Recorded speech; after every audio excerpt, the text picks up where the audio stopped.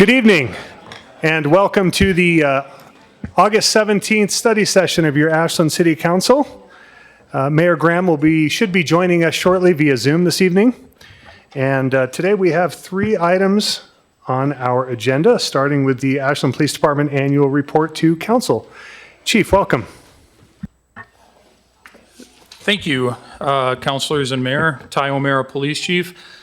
I come to you again, albeit a little bit tardy, with the annual report to City Council, previously called the Use of Force Report. I'm capable of running through this pretty quickly, so if you have any questions, please tell me to pump the brakes. Use of force incidents are down from 25 to, and just for clarification, normally we'd present this info in like May or June. So most of it is for calendar year 2025, even though we're mostly done with 2026. There is a little bit of year-to-date data for 2026 that we'll get to in a second. Use of force incidents in 2025 were down from 43 to 31. The incidents included 7 deployments of a taser, but not actual firing of a taser, which is a conducted energy weapon. Lethal shotgun, which shoots a beanbag round, was displayed, not used. Pepper spray was not used.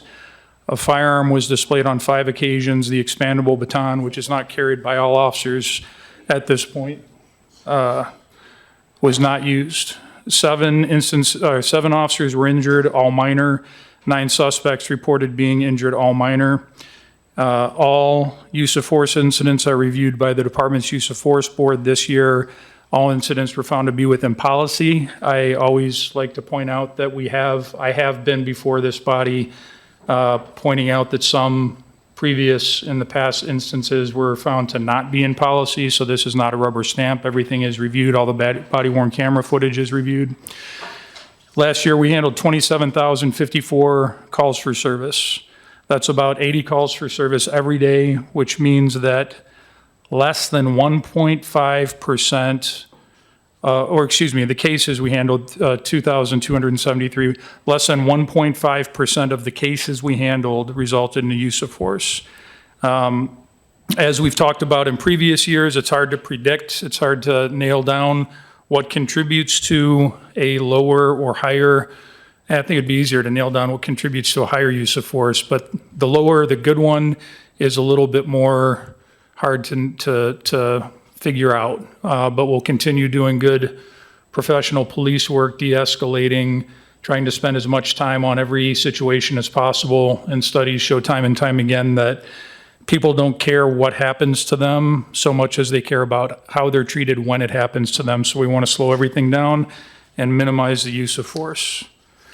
Ashland officers received just over 1,000 hours of training in use of force in 2025, and I will pause there.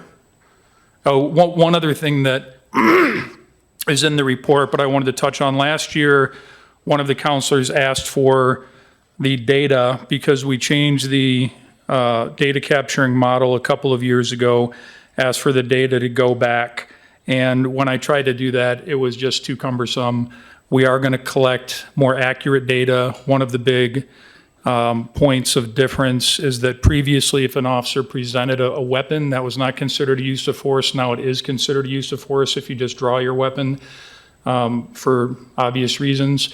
We have new technology on the holsters that allow us to best capture that. For example, all of the duty holsters, if you pull your firearm out, it automatically triggers every body camera and every in-car camera system within 30 meters. So going forward from last year onward, we're going to capture that. Any questions on use of force? All right, crime rates and clearance. Part 1 crimes are not really a thing. That's a point of data that's captured by the FBI. It's kind of an antiquated term. I still use it for these just so we have some continuity over the years. These crimes are homicide, rape, robbery, aggravated assault, burglary, auto theft, arson, and larceny. Those crimes are down 25 from 24. There were 227 Part 1 crimes as opposed to 2024's 387. Violent crime is defined as homicide, rape, robbery, aggravated assault. There were 50 violent crimes in Ashland, up from 40 in 24. Our clearance rate for violent crimes remains very high at 66%. That's way above the national average, so I'm very proud of that we've got such a high clearance rate for violent crimes. Yes. Hey, Chief, do you mind just scrolling so people can see and track with us? Yeah, sorry about that. Thank you. Thank you for that. We're caught up.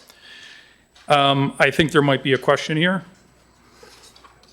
Council Kaplan? Yeah, thanks, Chief. My question is, we're now, for the last 2 years, we've been receiving a monthly report from our judge about the cases that are new cases brought, cases adjudicated in our municipal court.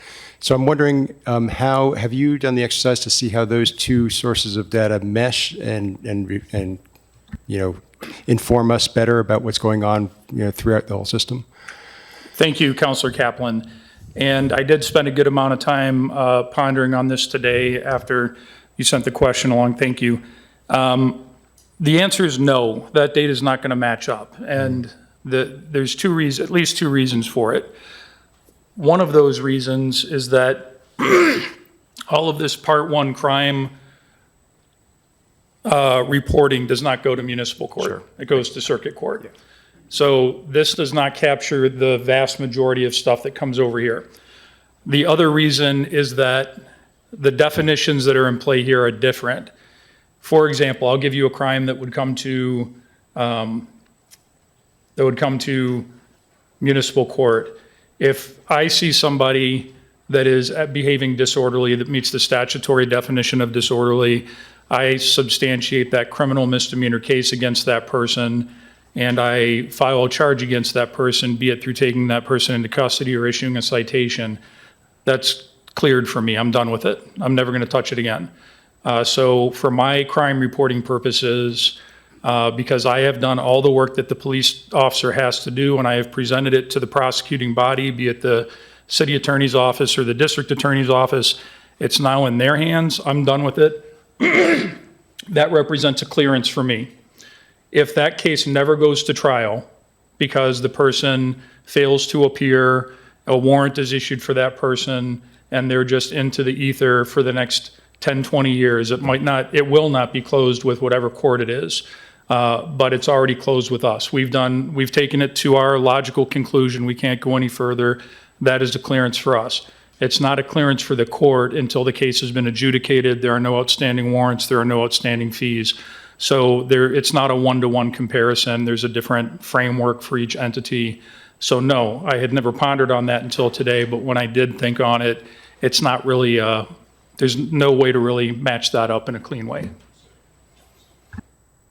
So I get your point about the cases that go to the district court rather than a municipal court, but some of the cases that you see, they do come to some of the cases on the blotter. They are, their violations, they come to the court. So they're not really captured in here as much, but you have your own tracking system for that.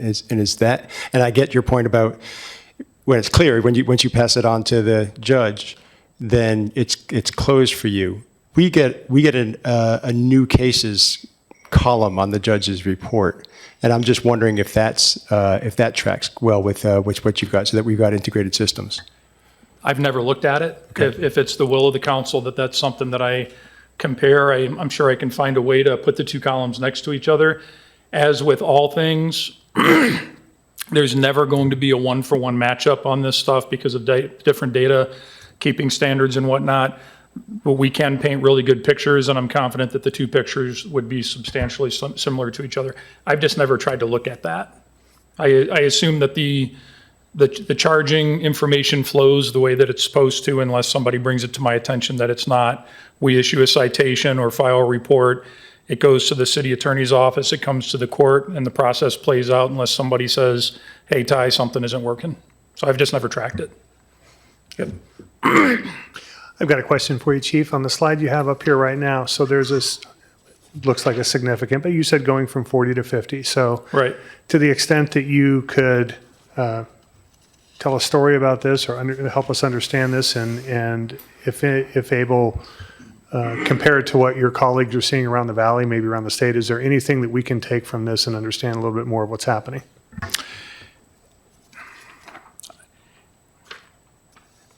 I don't have any great answer for you on that. I would offer that, okay, we look at this part one's crime, and overall, the vast majority of these crimes are property crimes, and they're trending down. And we're going to get to a slide in a minute. I'll go ahead and get there prematurely. That's Cap West with year-to-date 2026, and we see all these downtrends. And so I guess the only comment I would offer is that let's be aware of this. I don't have an explanation for it. I don't know if it's comparable to what other Rogue Valley communities are seeing. I can check on that. We need to be mindful of it. You saw in the packet, and I'll touch on it again, that while crime in some parts of the city is down and crime overall is down, violent crime is up. There were 2 robberies near exit 14 recently, one of them involving the discharge of a firearm. So I guess my contemplation on this is let's make sure we don't celebrate that and that too quickly, because that is still there, and there are robberies that have taken place around exit 14. Yeah, I thank you. That was my point exactly. I appreciate that. Thank you. Councilor Duquesne. So Chief, you mentioned, we're looking at violent crimes, and you mentioned rape. Rape is a violent crime. Yes. Yes. Is it handled in the same description that you just shared when you were speaking, answering Councilor Kaplan? I'm not following your question. I'm How sorry. is rape handled? Okay, so someone rapes somebody, then what happens? So rape is handled in a unique fashion with the Ashland Police Department through our You Have Options program. And there are other departments that have this. I'm proud that it originated with the Ashland Police Department. With most crimes of violence, when the information is presented to the police department, we take action because that's the right thing to do. It is a crime of violence. With sexual assault, because 80-90% of the time it is committed by somebody that's in the victim's circle, somebody that's known to them, we leave that as much authority as possible with the sexual assault victim to decide how to proceed. So that is a crime of violence, but we do handle it through a different investigatory path than we do other crimes of violence, giving the sexual assault victim as much power as possible. Is there,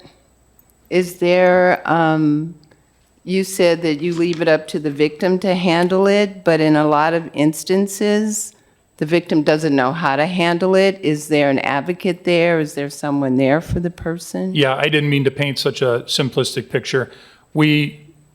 First and foremost, if we have a sexual assault victim, we want them to get the emotional support that they need.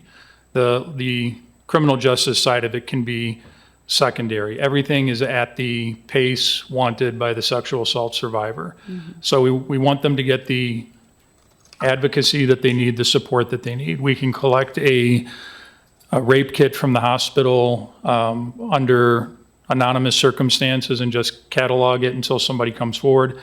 Somebody can report a sexual assault to us online and indicate that they do not want contact with law enforcement. They only want support services. As much as we can, we will honor that. There are some narrow circumstances where we cannot honor it. So when I say that we leave it to them, by no means do I mean that we are just leaving them to their own devices. We are trying to take that burden off of them, offering them the support that they need, and then as police officers, taking a step to the side according to their comfort until they want us to take a step back in, and then we'll be there with the criminal justice system, but not until they want us to be there and not until they're comfortable with it. I appreciate that because SART, Community Works, there's so many different community partners that can work with people of sexual assault. So I Yes. appreciate that. Thank you. Thank you. All right. So to calls for service in the downtown area, did we skip over ELEA? We did. All right, I don't have a slide on this, but the ELEA continues to be an effective tool. Of course, we reconfigured the framework of the expulsion process. It's still judicial based. The difference as of roughly this year is that instead of waiting for convictions, which again can take a long time, it can be charge based off of numerous violations. Generally speaking, 2 misdemeanor charges or 1 felony charge. It is, the authority does remain with the municipal court judge, and there is a robust appeal process that's in place, both for ELEA expulsions and for parks and night lawn expulsions. As of right now, there are 3 people who are under court-ordered expulsion, with 11 people having faced court-ordered expulsion since the process changed at the beginning of the year. And as of right now, there are 21 expulsions in place for individuals from parks and or the night lawn. Same judicial appeal process takes place. We all remember the tumultuous month of May-ish in Garfield Park. And one of the ways that we were able to navigate that, and I'm not saying that this was the only tool that was in play, but one of the tools that was in play at the time was the expulsion process. And a couple of the most negatively behaving individuals, as all of this were going on, they were navigating the expulsion process and the appeal process. And after that all played out, that was I think a significant factor in letting things cool down in Garfield Park, as well as some course changes that council made.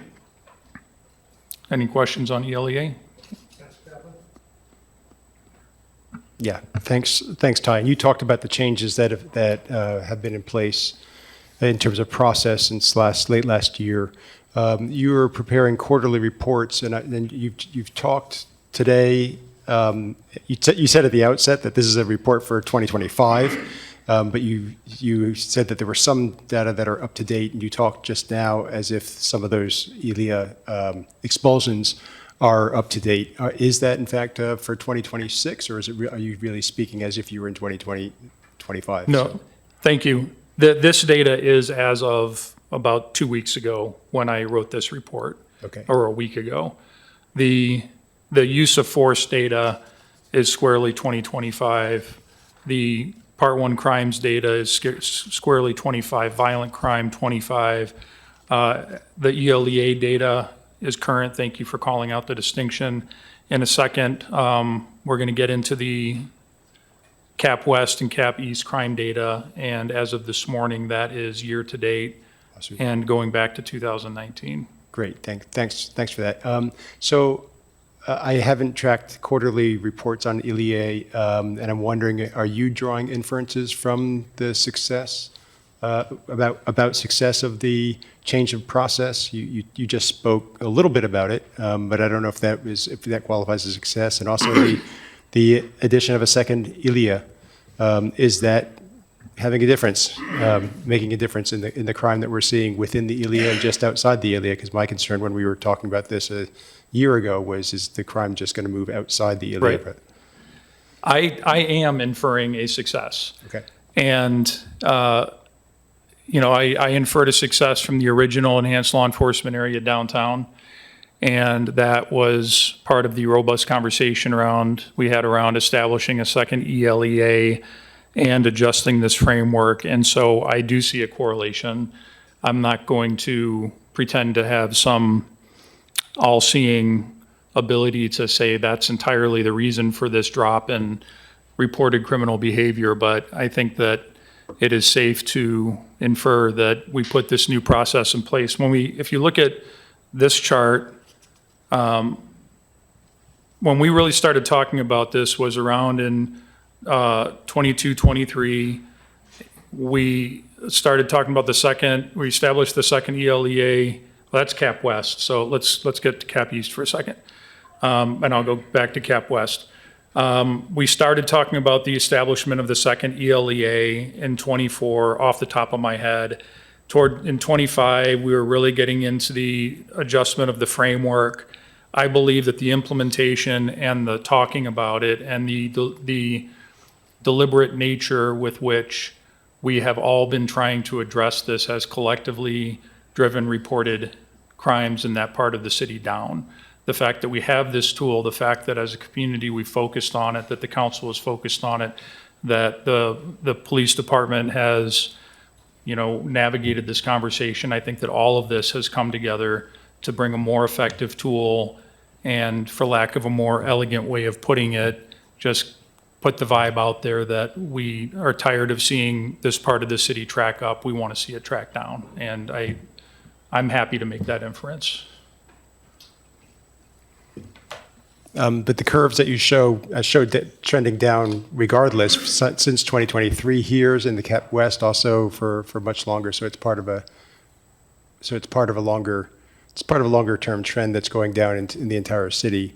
One of the questions that we discussed was whether we would see a reaction to people moving their violations outside the ILEA rather than being inside. So have you tracked violations outside the ILEA? The ILEAs? I have not specifically the way that you're referring to, and if I missed a beat on that, I was going to come back with quarterly reports, and I hit the mark on the first quarterly report, and my intention had been to roll, because again, this presentation was supposed to happen in May or June, so the first quarterly report was in like May, the second quarterly report, and this just kept getting bumped and bumped. And so I'm happy to say that I was negligent in not keeping up on those because it was my intention to just present it in this presentation. So no, we can say that the rest of, or the city in general is trending downward and is continuing, especially from 2017. Off the top of my head, I can't remember where it was before that. The neighborhoods immediately adjacent to Cap East, how those have been impacted, no, I have not tracked that. Again, if it's the will of the council, I can try to dive into that a little bit, but I don't have that. That information is captured here overall. Specifically, this is the downtown area. Again, my first grab of this data, and I do want to point out that just so going forward, we can be on the same page. Historically, the downtown data was captured with a certain group of quality of life offenses like drinking in public, loud noise, drugs and public theft, assault, stuff like that. And then as we navigated this very difficult discussion about Ashland Street, I imposed a different set of data onto that. And so what I have done to capture this data and what I plan to do going forward is that through any part of the city, any geographic area, we're going to look at it through the lens of reported assaults, disorderly conduct, drug violations, liquor law violations, suspicious situations, theft, and trespassing. So through that lens, Cap West, which is downtown from 2019, tracking, and then pursuant to Councilor Kaplan's request earlier today, I did capture year-to-date for downtown, still showing encouraging.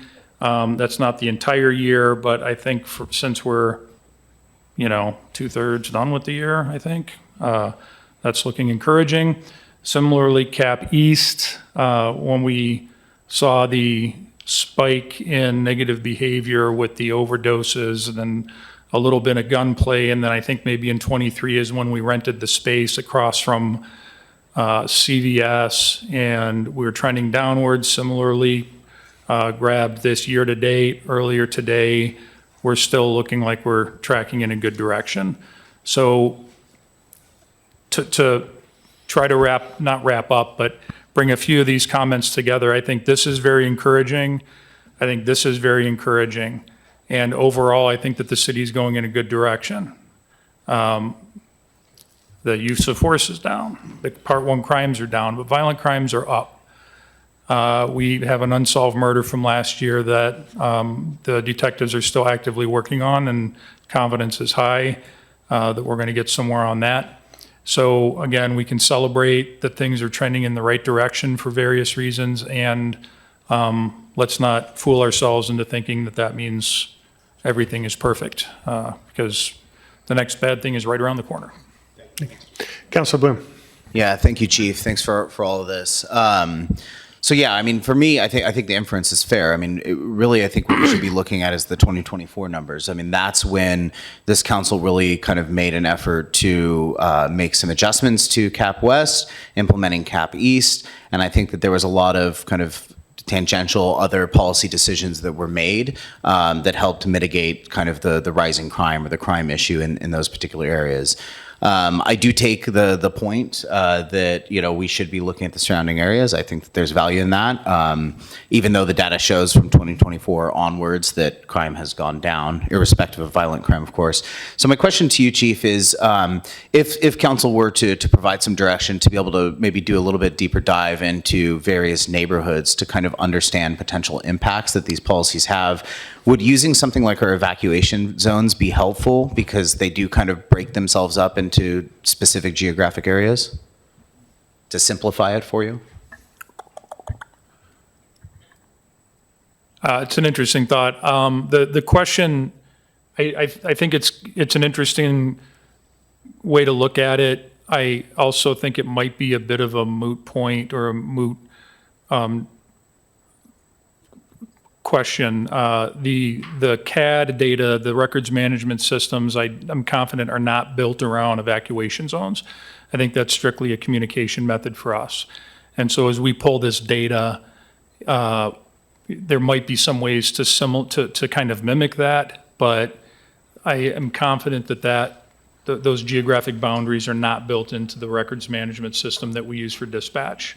And that's where we pull this data from. So would it be helpful in the future? I mean, I don't want to rebuild a whole system or want you to have to rebuild a whole system. I'm just trying to think, how do we, to Councilor Kaplan's concern, how do we properly capture individual neighborhoods, or do you have already a system in place to be able to pull that data? I think we do. There's a system called GeoShield that the Medford Police Department has established that we all use because we use combined resources here, generally led by the Medford Police Department or the Sheriff's Department. And it's a pretty robust tool that I barely know how to use. I'm sure if I spend some more time with our crime analyst, I can build some geofencing and figure out a way to grab some data points. Thank you, Chief. I appreciate your work on this and the officers and all of staff. And I have to say, I commend the department, and I want to say I think I commend this council as well, because I think we've implemented some good policies that's seen a reduction in crime. And perfect is zero, and there's no such thing as perfect in this world when we're talking about these issues. So we should continue to work, but I think that the community should be happy that, yes, it does take time to see an impact, and there's always room for improvement. But we've demonstrated through good policy that we can start to see those improvements. So thank you. Thank you.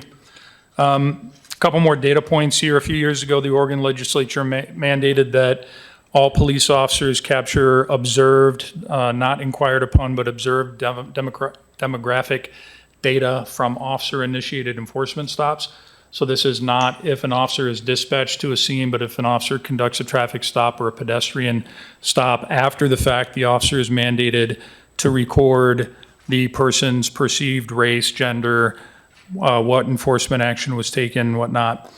And then once a year, that information is published by department for the entire state. The most recent data, which went through June of 25, I think, was for half of 25, had us roughly in line with census data, about 84% white, 1% Middle Eastern, 1% Native American, 8% Latino, 3.4% Black, and about 3.5% Pacific Islander. And one of the things that we need to remember as we're looking at this, again, as a lot of this data is concerned, there's never going to be a one-to-one match. You can go into Wikipedia and you can get one answer for the percentage of a certain demographic that lives in Ashland. You can go into citydata.com and get different. You can go to the U.S. Census Bureau and get different. This data, the stop data, does not allow for somebody to be classified as multiracial, and other data capturing methods do, and there are about 3 to 4% of people in Ashland that do consider themselves to be multiracial. So this is never going to be a one-to-one match. We're an I-5 town, a university town, a tourist town, and I always reaffirm our dedication to treating everybody equitably and in response to the objective facts presented. So these are generally highly consistent with what the Ashland demographic data is. It's never going to be a one-to-one match. Any questions? Yeah, Councilor Hanson. Thank you, Chair. Thank you, Chief. We appreciate all the data and your and your staff's work for sure. Trend lines look good, but the violent trend line looks terrible. I guess we've been paying attention in the news, so it's no surprise. But one of the things I'm curious when we do these check-ins is your staffing. And I know that we have some potential shifts in management on the nylon. And I'm curious, just like, what does the department look like right now? Are you looking to, with budget season coming up, are you looking to grow, to shrink, to maintain? Could you give us a little update on that and how things might be affected with nylon management? Sure. The night lawn continues to be a drain on police resources because we are the default managers of it. So we're all very much looking forward to a potential partnership with ORA for them to take it over. Police staffing is still a work in progress. Of the 31 authorized positions, I think that we have 27-ish filled, and I think maybe about 23 or 24 of those are operational. We've got one at the academy, one in field training right now. We've got one person that's been on duty-related medical leave for the last few months. And so we are not robust, but we have enough to take care of the patrol function and some traffic and a little bit of concentrated area patrol. When school's back in session, the school resource officer will be there. So that remains a priority to build back up to the 31 sworn officers, and that's top to bottom. I have no intention of asking council to expand that in the next budget cycle.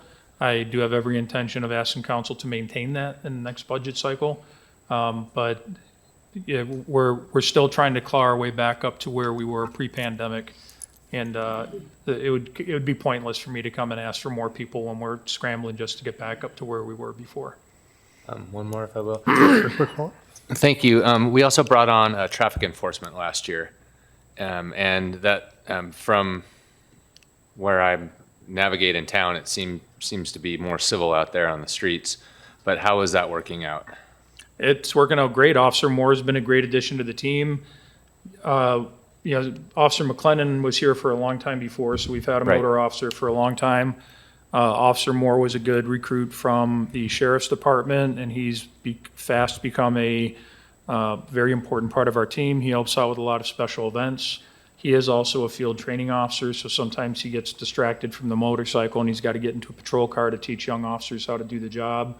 And we're lucky to have somebody like that to mentor them. So. Well, it sure does seem like he's had extra attention towards our growing electric motorcycle Oh, yeah. contingency, and we appreciate all the work on that. But yeah, thank you for the additional info. Yeah, thank you. Councilor Duquesne, and then we'll give it back to Chief. We have 3 speakers that are still teed up. Okay, I'll be brief. So you mentioned the activity over at Garfield Park, and you mentioned patrol right now. How is that going? Because I know that there was some negative activity there, and there was a request to have APD just go by and do a patrol the area.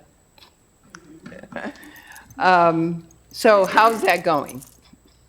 Well, everything's a work in progress. The officers try to keep Garfield Park on the extra patrol list. I know that there's been some suspicions of particularly nasty behavior there of the narcotics variety, and the officers are trying to keep that, keep an eye on that as much as they can.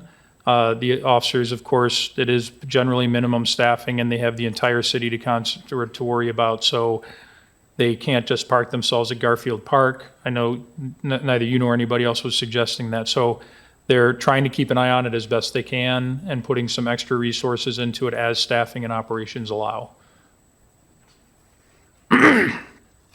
Okay, and on that note, the next section is on calls for service in the parks. In the packet and on the board, we've got Clay Street Park, Garfield, Lithia, and Triangle, which I just kind of chose as a random sampling. And looks like suspicious calls, disorderly conduct are among the top. Again, this is in the packet. The ordinance violations for the last several years that were most prevalent are in there as well. Lithia Park looks like camping is always a big one. Garfield Park, barbecue concerns, camping. Any questions on parks data? Okay. Camping ordinance enforcement, the framework for this was changed in 2024, and it allows subsequent, I think, third or more violations of prohibited camping to become a misdemeanor. In 2025, there were 65 enforcement actions. 63 of them were violation, non-criminal level, and 2 were misdemeanor level. It was asked that we bring back information on Spider Tech. We're one of a handful of agencies in the county that participate in this platform. About 90% of calls to ECSO or consolidated dispatch go through a cell phone. So if you call 911 or call the non-emergency number, just like as if you had summoned an Uber or now a Domino's Pizza with your cell phone, they would give you updates on Officer O'Meara will be arriving, and then after the fact, here's your case number or your call for service number, and would you like to offer some follow-up? We have exceedingly high engagement on the follow-up at 28.48%, which according to this platform is higher than the national average and higher than our neighboring communities generally get back. The numbers in there for the between 1,600 and 2,400 responses in 2005 are very encouraging. 4.68 out of 5 for response time, 4.74 out of 5 for professionalism, and so forth and so on. So if there's there's a lot more Spider Tech data that's out there, but that gives everybody a flavor of it.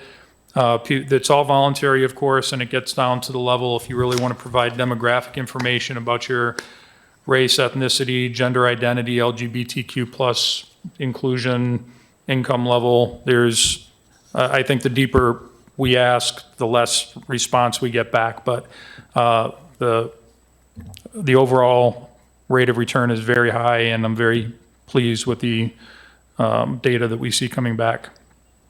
My last point, data point, was that last year there was a request based off of public testimony for information on suicides, and that's really a difficult thing for us to capture. There are calls for service that are called a suicidal person, and I think it was 123 of those came in last year, which again is not to say that 123 people committed suicide last year, but that 123 calls came in that were coded that way. And if somebody is, somebody could be walking in traffic and that comes in as a disorderly conduct, or somebody could be engaged in a domestic violence incident and it could be foundationally that there's some self-harm ideation going on there. So it's a really difficult thing to capture. Again, as we talked about a little bit last year, I have some questions around whether it's the police department's role to keep an eye on that in ideal world. But the quick look that I did for just the number of suicidal calls for service in 25 was consistent with previous years. And I don't know how I can bring that information back other than that. I did check with the fire department and see if they had any way of quantifying that, and they didn't really have it either. So that's the best I got on that. And I am happy to answer any more questions or get out of your hair. Councilor Bloom and then Councilor Sherrill. Yeah, thanks, Chief. One last question for me. Very understandably, there's a lot of concern in the community and chatter, and frankly, just wrong information that Ashland has flock cameras within the community. And I know that the city has put out communications to educate folks that that's not the case, but I figured this might be a good time and platform for you to dispel that rumor that we do not have flock in the city of Ashland. There are no flock cameras deployed in the city of Ashland. There is a traffic sensing, a set of traffic sensing cameras or whatever they are at Ashland Street and Walker that face in all 4 directions. And as Scott Fleury described it to me, it makes the traffic sensing to control the lights go up top so it doesn't have to go in the ground. And that's all it is. There's no data recorded or captured. It's simply to make the lights change color. Well, and though I think we could have a discussion on improvements to that technology, thank you for saying that. And I think we all have a responsibility to educate our community members so that they're not, going day to day wondering in fear if we have that kind of technology in this community. So thank you, Chief. Councilor Sherrill. Thanks, Chair. Thanks, Chief, for your service and the service of your staff. We appreciate you. Just a question. I mean, we get a lot of data from one of our community's unsworn officers and consistent data. And in this packet that I'm holding that I was handed on the way in that I looked through, looks like there's numerous missing cases, 56. And I know that you're in contact with our advocates in town. Are there any missing reports that just fall off the report or they don't come in time? Can you speak to that at all? Like, is there data that doesn't make it into the report, and is it just because it was redacted, or? No, there's an awful lot of data that doesn't make it into this report. Okay. For example, if you look at, it's not going to be on a slide, but if you look at the Part 1 crimes, that does not capture stuff like missing persons or petty theft or disorderly conduct or, a runaway. It doesn't capture drunk driving crashes. It doesn't capture fatal drunk driving crashes. It only captures that information. So I'm not presenting this as a total picture of criminal activity in the city. I'm presenting this as a representation of these things by the FBI, and that it is generally an accurate picture of what's going on in the city. Missing people are not included on this. Okay. I will say that there are robust protections put in place around missing persons reporting, if it's a juvenile, if it's an at-risk juvenile, depending on what the situation is. It is mandated to be turned over to a detective for follow-up. It's mandated that DNA samples be taken. It's mandated that there be periodic check-ins. The notion that we all have from popular media is that you have to be missing for so long and you have to be connected to somebody to report a missing person. That's completely nonsense. The best practice is that you can not have seen somebody for 5 minutes and you're nobody to them other than somebody that, I saw my buddy Derek 10 minutes ago and I haven't seen him since, and I want to enter him as a missing person. Okay, cool. We're going to go enter Derek as a missing person. I need no other explanation than that. And we'll follow up, as per policy. So no, that information is not captured in here, but I'm confident that whatever cases are coming in are being handled appropriately. Awesome. Thank you for the explanation, Chief, Yep. and the clarity. Mayor Graham. Thank you, Chair, and thank you, Chief. I've just been tracking this for several years now, and I'm so pleased to see that we continue to be out in front. Looks like I'm having some video troubles here. But we continue to be out in front in terms of stepping into these ways of tracking our progress and making sure that we are showing up the way that we should. So the Spider Tech piece, the stop data, all of that, I've just been so pleased that the city of Ashland is right at the forefront of those technologies. Quick question about the suicide rate. I agree that this is not something that the council or that the police can actually manage for us. But I wonder if we might get that from the county with their crisis folks who are dispatched. Is that something, and I wouldn't expect you to do that, but is that something that where maybe the council could look for that data? I know you didn't ask me to do this, but since you put it out there, I might be able to inquire with the medical examiner's office to see if there's some way to capture that geographically, because any suicide is going to end up with the medical examiner's office. It might not end up with the police department, but I can offer that inquiry if you like.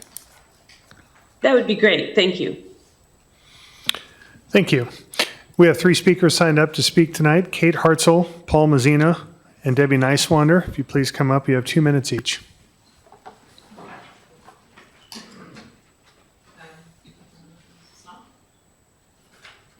Kate Hartzell, I live in town. I appreciate Councilor Kaplan's question about whether the chief considers Elia a success. If this is the only report that we do for Elia, I would recommend that you support the chief in continuing to work with some of us in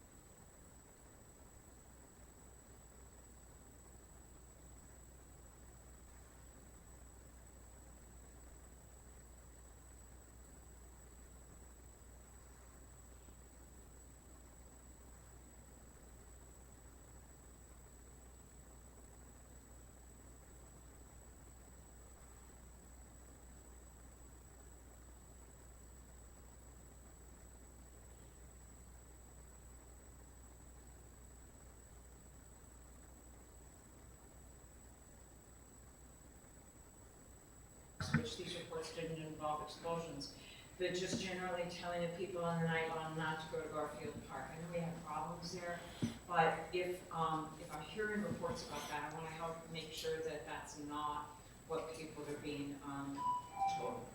Thank you, Ms. Hartzell. Paul Mazzina.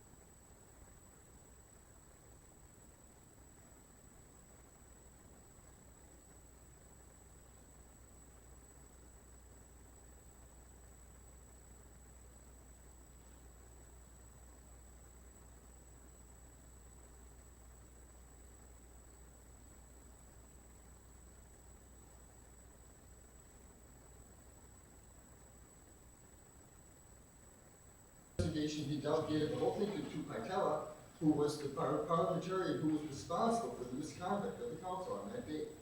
And I think the chief's actions are reprehensible. Ms. Nicewander.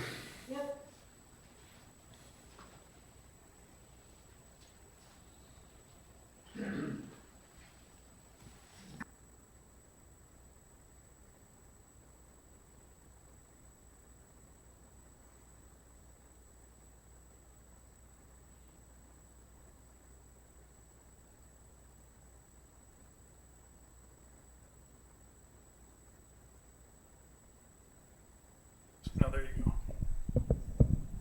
Thank you. Okie doke. Okay.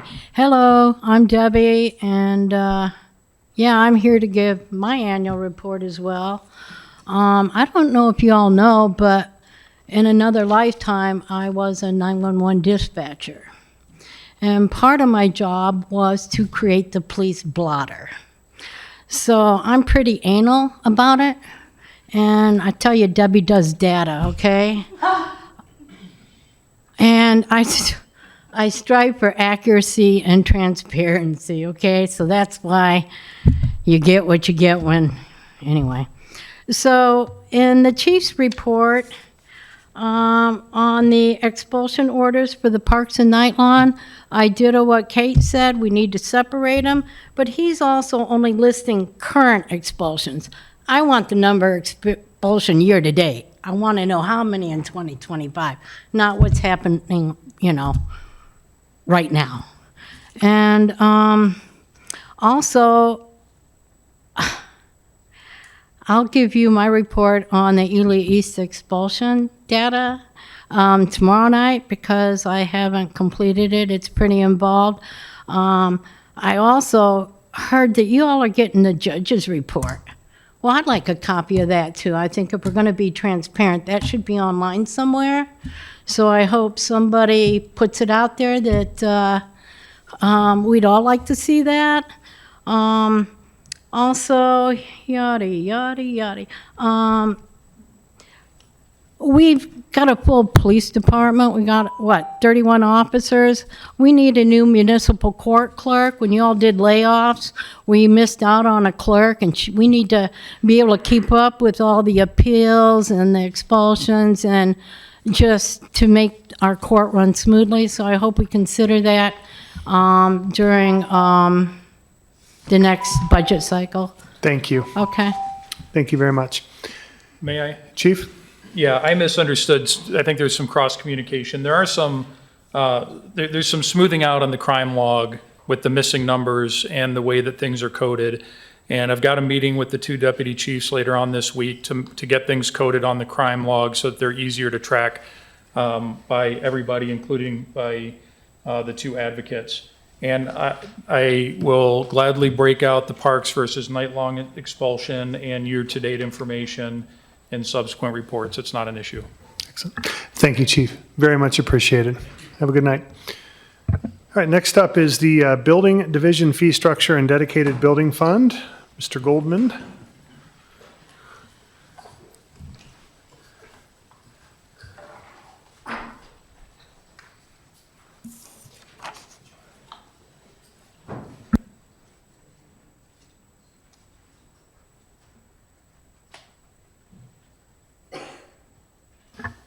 Well, good evening, Chair Dale, Mayor Graham, and Council. Sitting next to me this evening is Stephen Matiaco. He's our building official and has been very helpful in evaluating how to structure the building fee increases that are being proposed. And so with that, I did prepare a presentation. Let's see. There we are. So essentially, we're before council this evening. We did come to council back in April to talk about establishing a dedicated building fund, supporting full cost recovery for building permits to cover the division's cost. Essentially, this would create a separate fund from the general fund, and the development activity would pay for the inspection services that are rendered by the building division, as well as the plan review. And currently, and I'll go into some numbers in a bit, but currently our division does receive permit fees that cover between 60 and 74% of the department's costs. This proposal is really looking at full cost recovery and establishing a separate fund. The establishment of a separate fund would actually allow for the building division to cover their costs as well as develop a reserve fund so that general taxpayers would not be obligated to support the division in those times that the building activity slows. And also when we came before council, there was a request to come back this evening with a recommended path to cover essentially the permit costs associated with affordable housing. And so we are going to touch on that as well through the establishment of a construction excise tax. I did want to note some underlying assumptions in terms of creating the building fund. As I noted, the review for construction plans and inspections conform to meet state building code. And so our building division is responsible to be certified in multiple disciplines in order to have that. The staff is a full-service local division, so applicants within the city of Ashland can have all their mechanical, structural, plumbing, and electrical permits done within the city of Ashland. Other smaller jurisdictions do intergovernmental agreements to work with Jackson County or City of Medford. We do as well for more complicated electrical permits and so forth that we might use through an intergovernmental agreement, inspectors from other divisions, but it's a one-stop shop in terms of people coming in to get building permits at our counter that they're not sent to the county or elsewhere. The building division has 4.7 employees per the current biennium budget. I will note that with recent staffing, it has been reduced to 4.2 people as one of the half-time plan or building permit technicians has been relocated and as such is no longer part of this department. And that's one of the assumptions I wanted to note is that the fee structure that we've identified in here is for that full 4.7 full-time equivalent staffing. So with that, getting to the nuts and bolts, this graphic, which was included in your packet, does show that in fiscal year 2022, we did have more proceeds into the building division than the cost of operating the department or the division. So that in that year, that would have been over 100% cost recovery, and that additional resources from those permit fees were directed into the building fund. The reason this is relevant is under state law, any fees collected for the building department should be directed to the building division's activities directly. And so that's one of the values of creating a building fund, is that we're not in a situation where excess revenue is inadvertently directed into non-building division costs.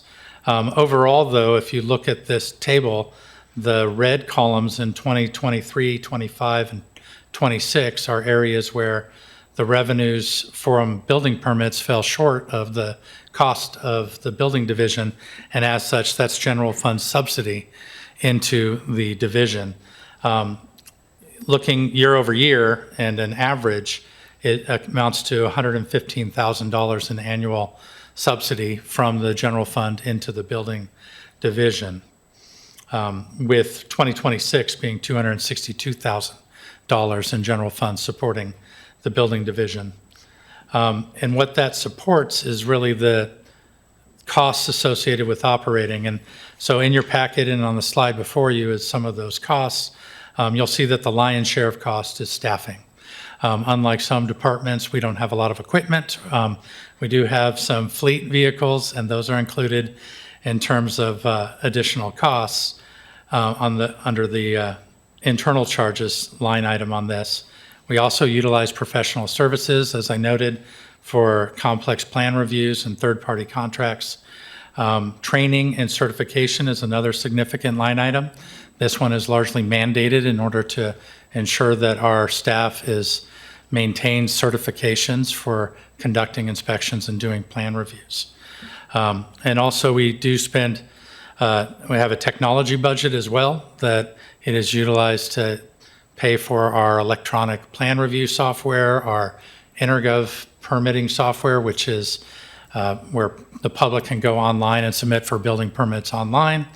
And that information is all tracked internally, allowing plan reviewers from various divisions, fire, engineering, public works, and planning to all comment on building permits as well.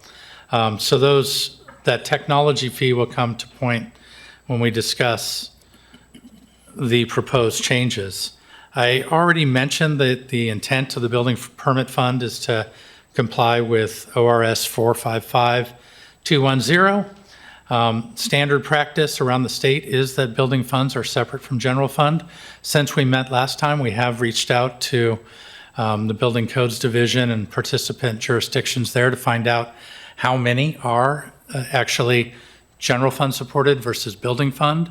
It is approximately 80% are building fund supported, and of the 20% of the sample that responded to that question, many of them were looking to change to a building fund supported as opposed to general fund, and the majority of those were small jurisdictions that did all of their inspections as contracted as opposed to having in-house staff.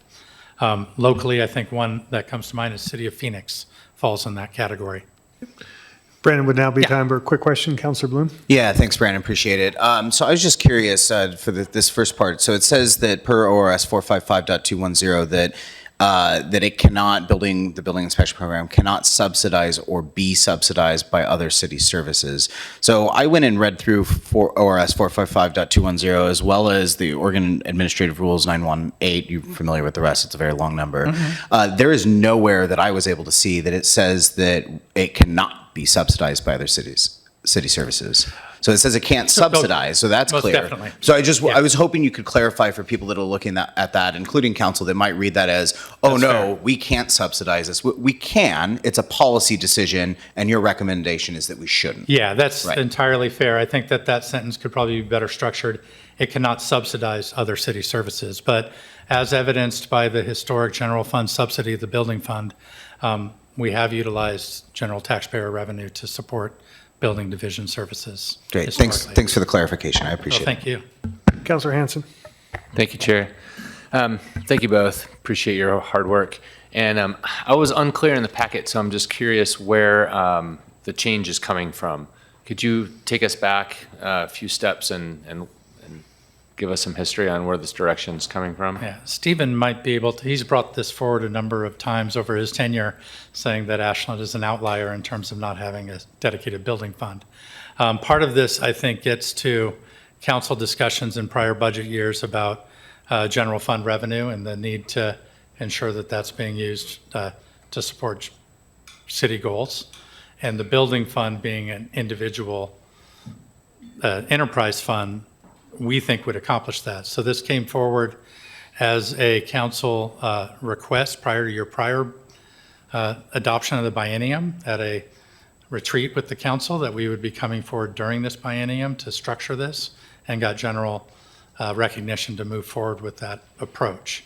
What we didn't have at that time was a breakdown in terms of how those fee increases would impact different developments. So that was the additional work that we needed to do to come before you this evening.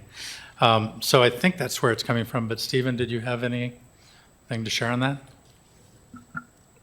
Thank you for the question. So I think Brandon covered it pretty well.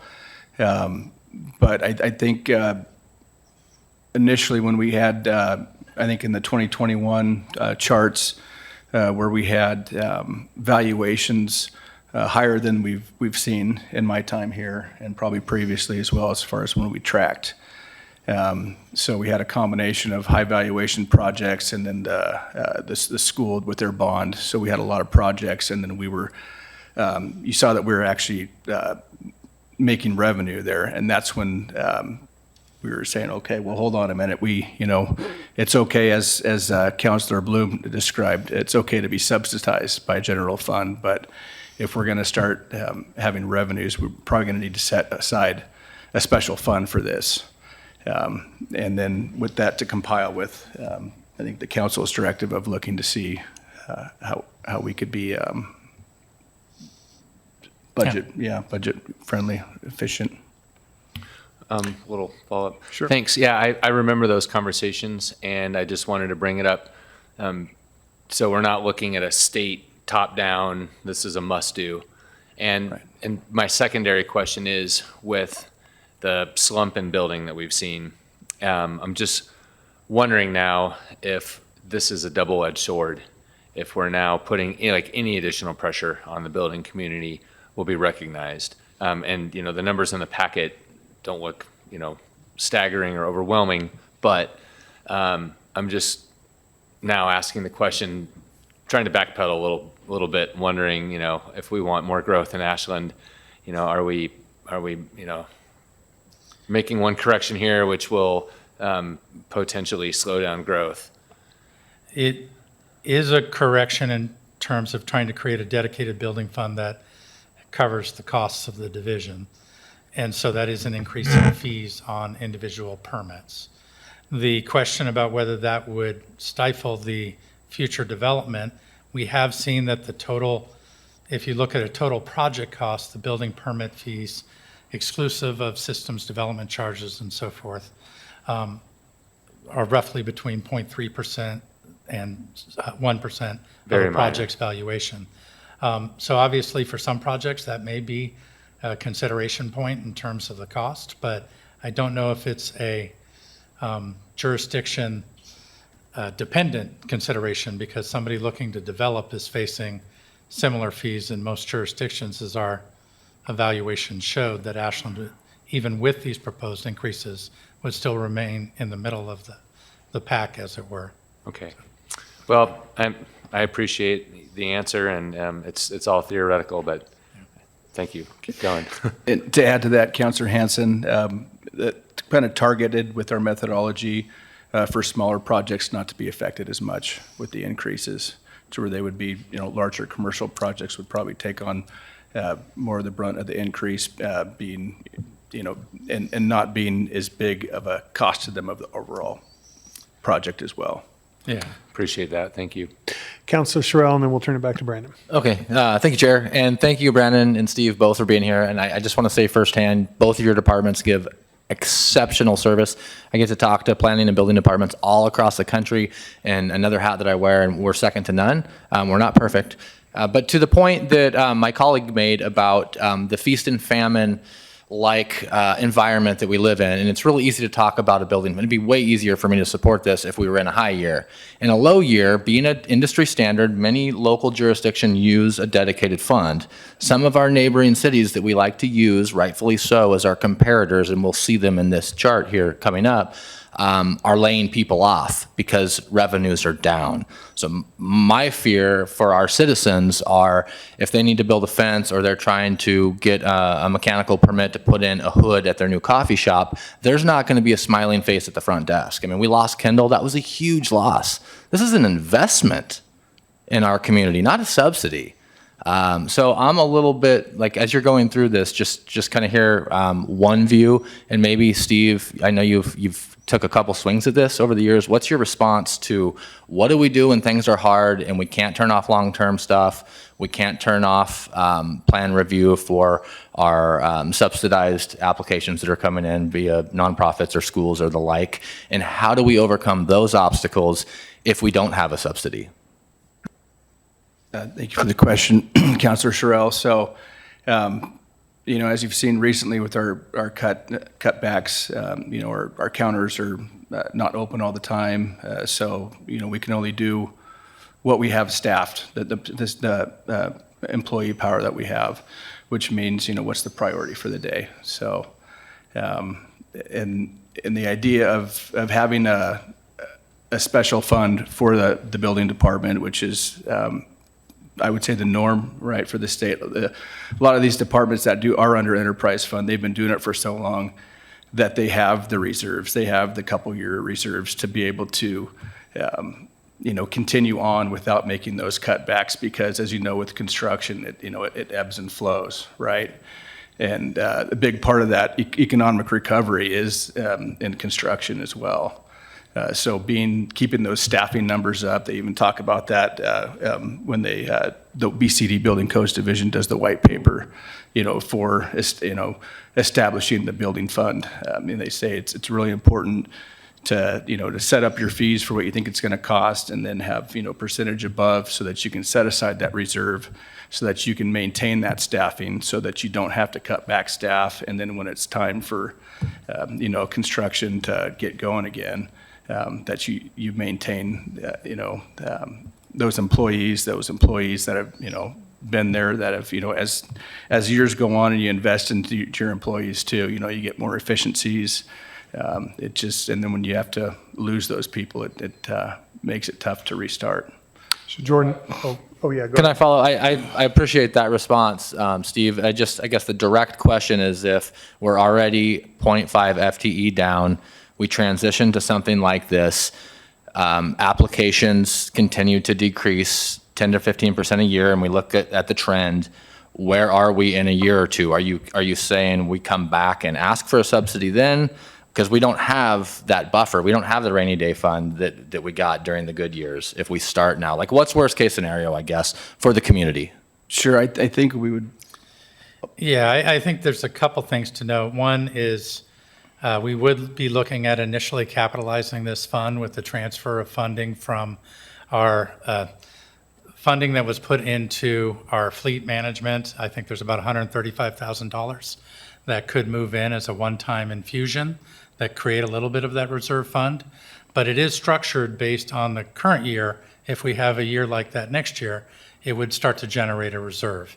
If the scenario that you outline is a broader economic downturn with multiple years of decrease, I think that we would be in a position at a future biennium to either look at, are there reductions in staffing that are appropriate because there's a reduction in work, or will we be looking to the council to subsidize the division? So as Councilor Bloom brought forth, it doesn't preclude the city from providing general fund revenue to ensure that we have a local full-service building division. So that could be something that was brought back to council if that manifests. Jordan, did you want to Thank add a you. little And bit? Councilor Terrell, I'd love to add a bigger picture context for Stephen Brandon as well. We are in an economic downturn, which is leading to less development, less permits coming across the table. But this is still a valuable mechanism to look into because the city's taking other efforts to spur development. So what I see as the city's role in these times is what can we do beyond a relatively minor change in permit fee cost compared to the overall change in cost for construction itself. So the city is hoping to implement an opportunity zone, which will hopefully spur development. I would love to get before council in the coming year an urban renewal program, which also has been shown to really help development get off the ground. And then lastly, we know we have some major projects in the pipeline that could also add to that reserve that would go to fuel the building fund in downturn years. Specifically, really large city projects that are coming through the pipeline that we do expect to have significant permit fees to help support that reserve amount. So I just want to add to the context of, we are using other mechanisms to help shovels break the ground that I really hope will allow us to get our permits back up. Thank you, Councilor Duquesne. Thank you for painting this clearer picture because I think the questions are very valid. And I get a sense of why now, because we are going, we're on the downswing. I don't see a lot of development. So my question is if, Jordan, you mentioned that we have all of these good things that are coming down the pipeline, and I think it sounds great, but I don't see the sense of now urgency. I would like to actually see what you're talking about that's happening. For me, I would feel much more comfortable, and I know this is supposed to come back to us if it's approved by this body and everybody wants to move forward. But something that Councilor Hansen brought up earlier, are we going forward or are we going back with this? I don't see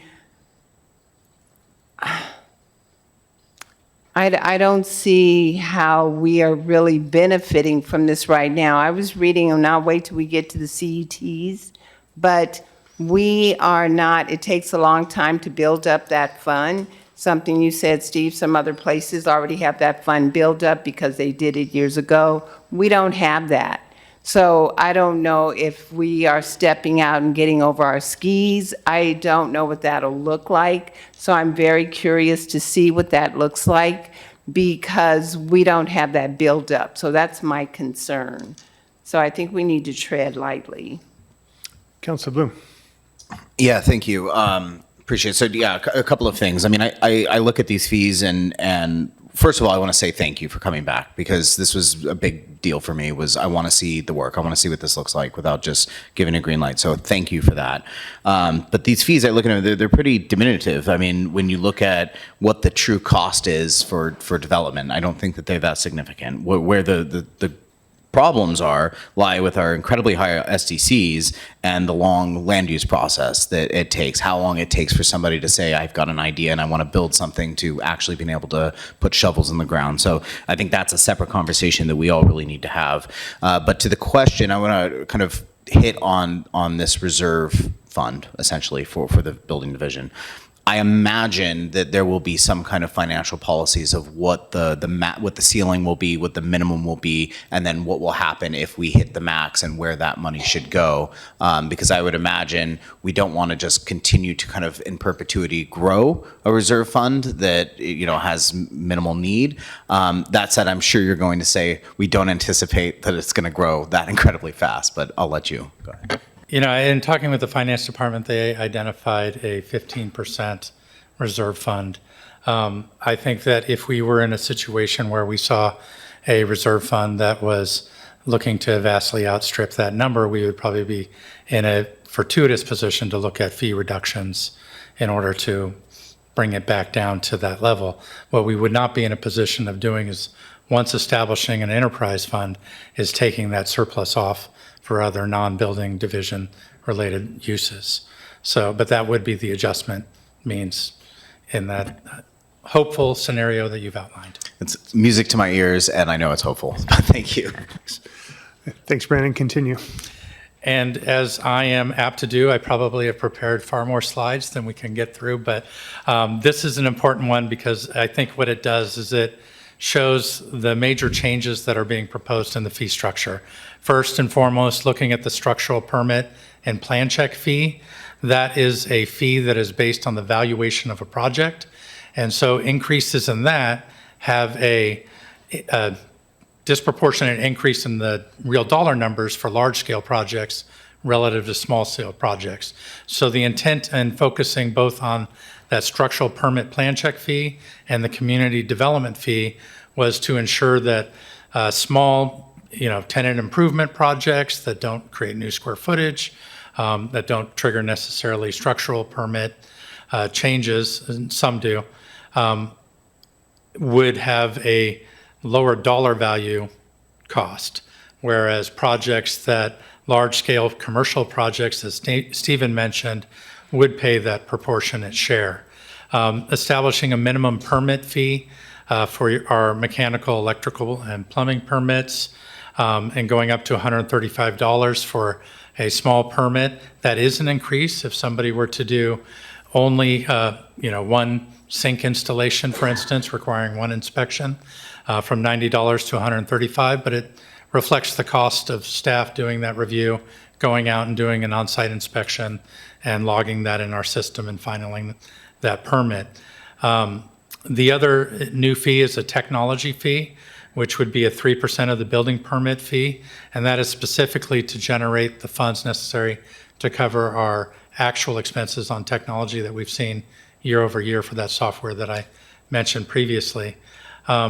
Additionally, the fire plan check fee is an opportunity for reducing a fee that in evaluating this structure, we recognize that as currently structured, the fire plan check fee is 24% of the structural plan check fee, and that is collected by the fire department. So that has been historically tied to value, not necessarily the work performed. And so under the current year, that generated $93,000 were these fees to go into effect with the increase in structural plan check fee and structural permit fee. That would increase the fire plan check fee by up to $150,000. In looking at that, we recognize that that doesn't really increase the amount of work that need be performed, and so saw it as an opportunity to switch that fee to a per hour cost base. And in doing so, it would generate between $20,000 and $25,000 a year, which reduces the fire plan check fee by $68,000 to $73,000 per year. And again, it correlates the work done to actual costs that the fire department spends on looking at access, hydrants, those sort of things. There's a saltational shift that occurred recently in that the building official, and Stephen could speak to this better than I, is the responsible party for doing the fire plan check and has the certifications necessary to do that review of the internal alarm systems and suppression systems, and so is doing that plan review and inspection. So those are costs that are more appropriately collected by the building division for the work done. And we also do third-party contracts in order to have plan reviewers specialized in fire suppression systems and alarm systems review those. And so that would be part of our professional services budget. So there's a bit of a shift in this, but the end result is it reduces what are currently some significant fire plan check fees on larger commercial projects. In the example shown here of a 30,000 square foot new commercial building, although their total fees increased, the fire plan check fee, which previously was $13,656, would reduce to $375. So again, this chart gives the examples that were provided in your packet with what the fee increases are, and you can see that through the changes, the costs for new accessory dwelling units, single-family homes, and residential additions are essentially flat. They do increase slightly, with the exception of residential addition would be slightly cheaper under the proposed fee structure. It's really the larger scale projects such as commercial and multifamily of 10 units or greater, that would realize an increase in fees. You should pause 1 second, Brandon. Mary Graham.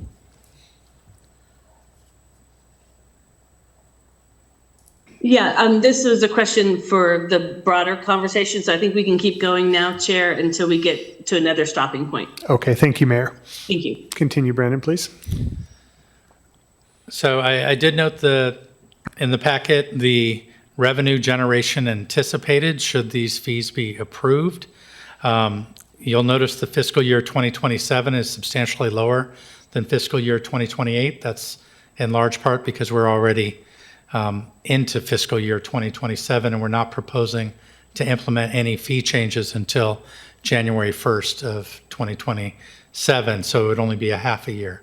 Another reason for asking for a delay on implementation is to allow for developers and builders that have projects in design phase that are preparing to submit, that they not be, if they've already calculated what their costs will be, that they have further time to anticipate, they could submit between now and December 31st and be under the existing fee structure. Councilor Bloom.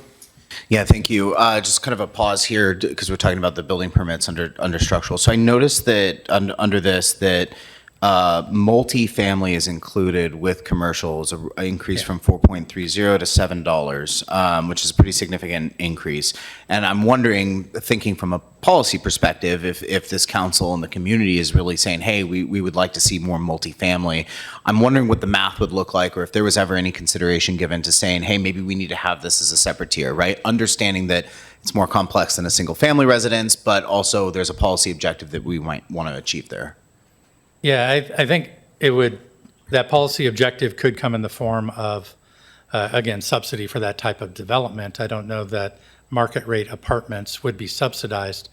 Affordable apartments, for instance, the council already recognizes that they don't have to pay systems development charges or the community development fee, which is proposed to increase. So affordable housing wouldn't incur those additions, but a market rate apartment complex would under this scenario.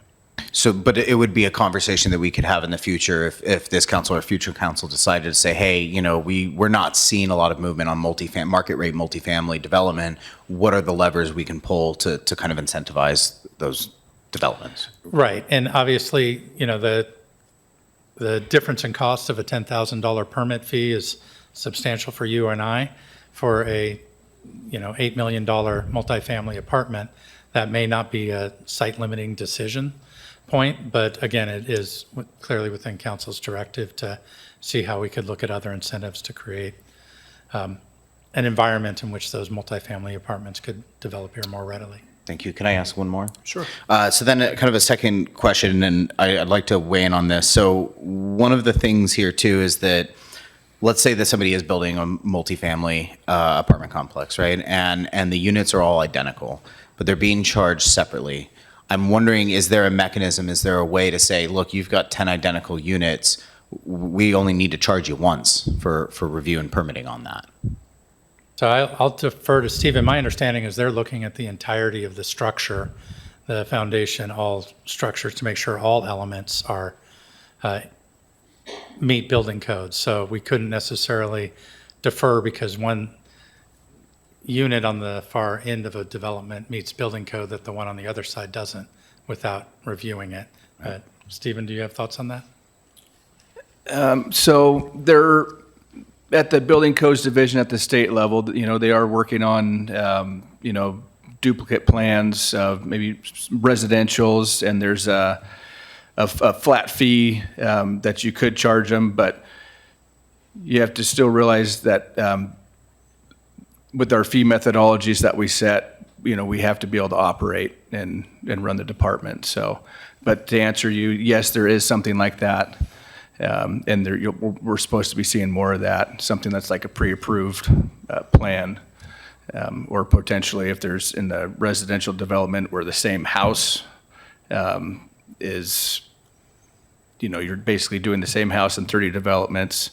It is possible down the road that there's still going to be a flat to where there's going to be a fee charge for it, but there could be a reduction in it. Yeah. Well, I appreciate that. And in no way am I saying that these are things that I would advocate necessarily digging into now, because I understand the value and need for this. But I just think it's important for all of us to understand that, it's fluid. That there are levers that we can pull and that we should be thinking about as we kind of go forward and want to see more growth in Ashland. So thank you. It brings up a very good point, and it's not in my presentation, but when we did the accessory dwelling unit pre-designed plans and pushed those through the building division for review and approval, the intent on that was that if somebody is taking those off-the-shelf plans that have already been reviewed under building code, that they not incur the building permit costs associated with the new plan check and review. So, and I know the state is looking at doing that for accessory dwelling units as well, but also for multifamily development. So it's exciting times. Yeah, I got it. So I'd just like to remind the council that we're coming up on 7 o'clock, and we still have a pretty meaty conversation here, as well as a very important one coming afterwards. So I'm going to allow this discussion to continue for a reasonably foreseeable future. We'll play it by ear, but I would just be mindful of the time as we move forward, and we'll go from there. Thank you. Yeah, and with that recognition, if you feel I can move forward and please. go straight to questions. Essentially, affordable housing construction excise tax, just for people listening, that is allowable under state law for cities to adopt a construction excise tax, which gets assessed on developments. And the proceeds from that get distributed to developer incentives to offset the costs of development. State ownership program, 15% would go to the state for their affordable housing down payment assistance programs. But it also affords our local housing programs an option for 35% of those funds to support the local affordable housing program. The reason this is relevant in terms of the building permit fees is if the council was amenable to enacting a construction excise tax, and I will note that in adoption of the housing production strategy, the council did direct it as a priority to move forward with it. It would create a revenue source by which the council could direct that the developer incentives that I referred to could be used to pay the permit fees associated with affordable housing.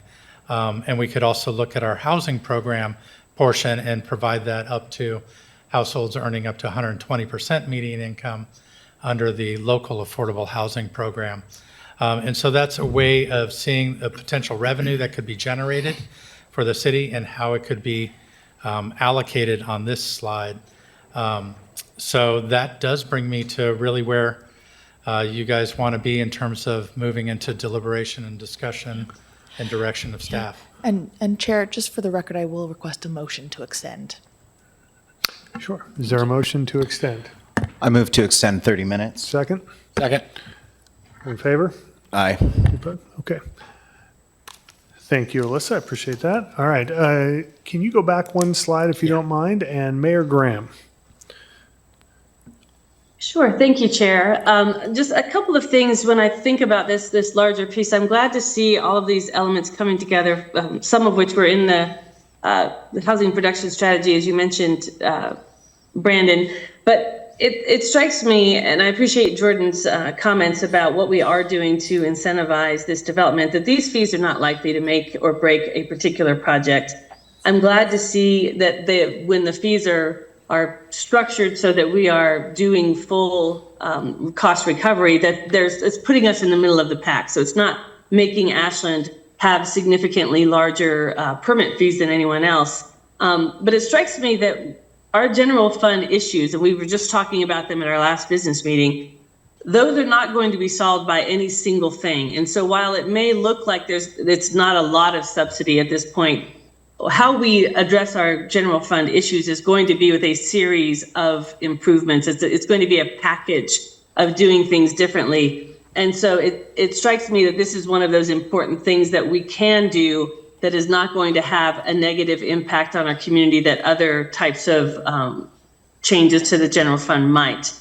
When I think about the reserve fund, at this point, we could potentially capitalize it with more of that reserve fund in place, because we are right now subsidizing it. We have been subsidizing it for a long time. And so even if what we did in this next biennium was to put that amount that we would have subsidized it or some part of that in to seed that reserve fund, we would still be ahead of the game.